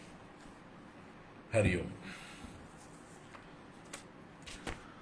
കായേന വാചാ മനസേന്ദ്രിയൈർവാ ബുദ്ധ്യാത്മനാ വാ പ്രകൃതേ സ്വഭാവാത് കരോമി യദ്യത് സകലം പരസ്മൈ നാരായണായേതി സമർപ്പയാമി.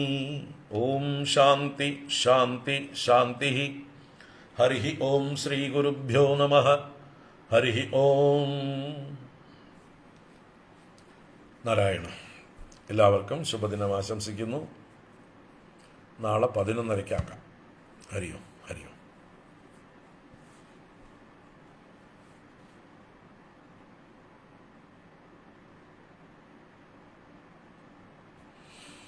നാരായണ.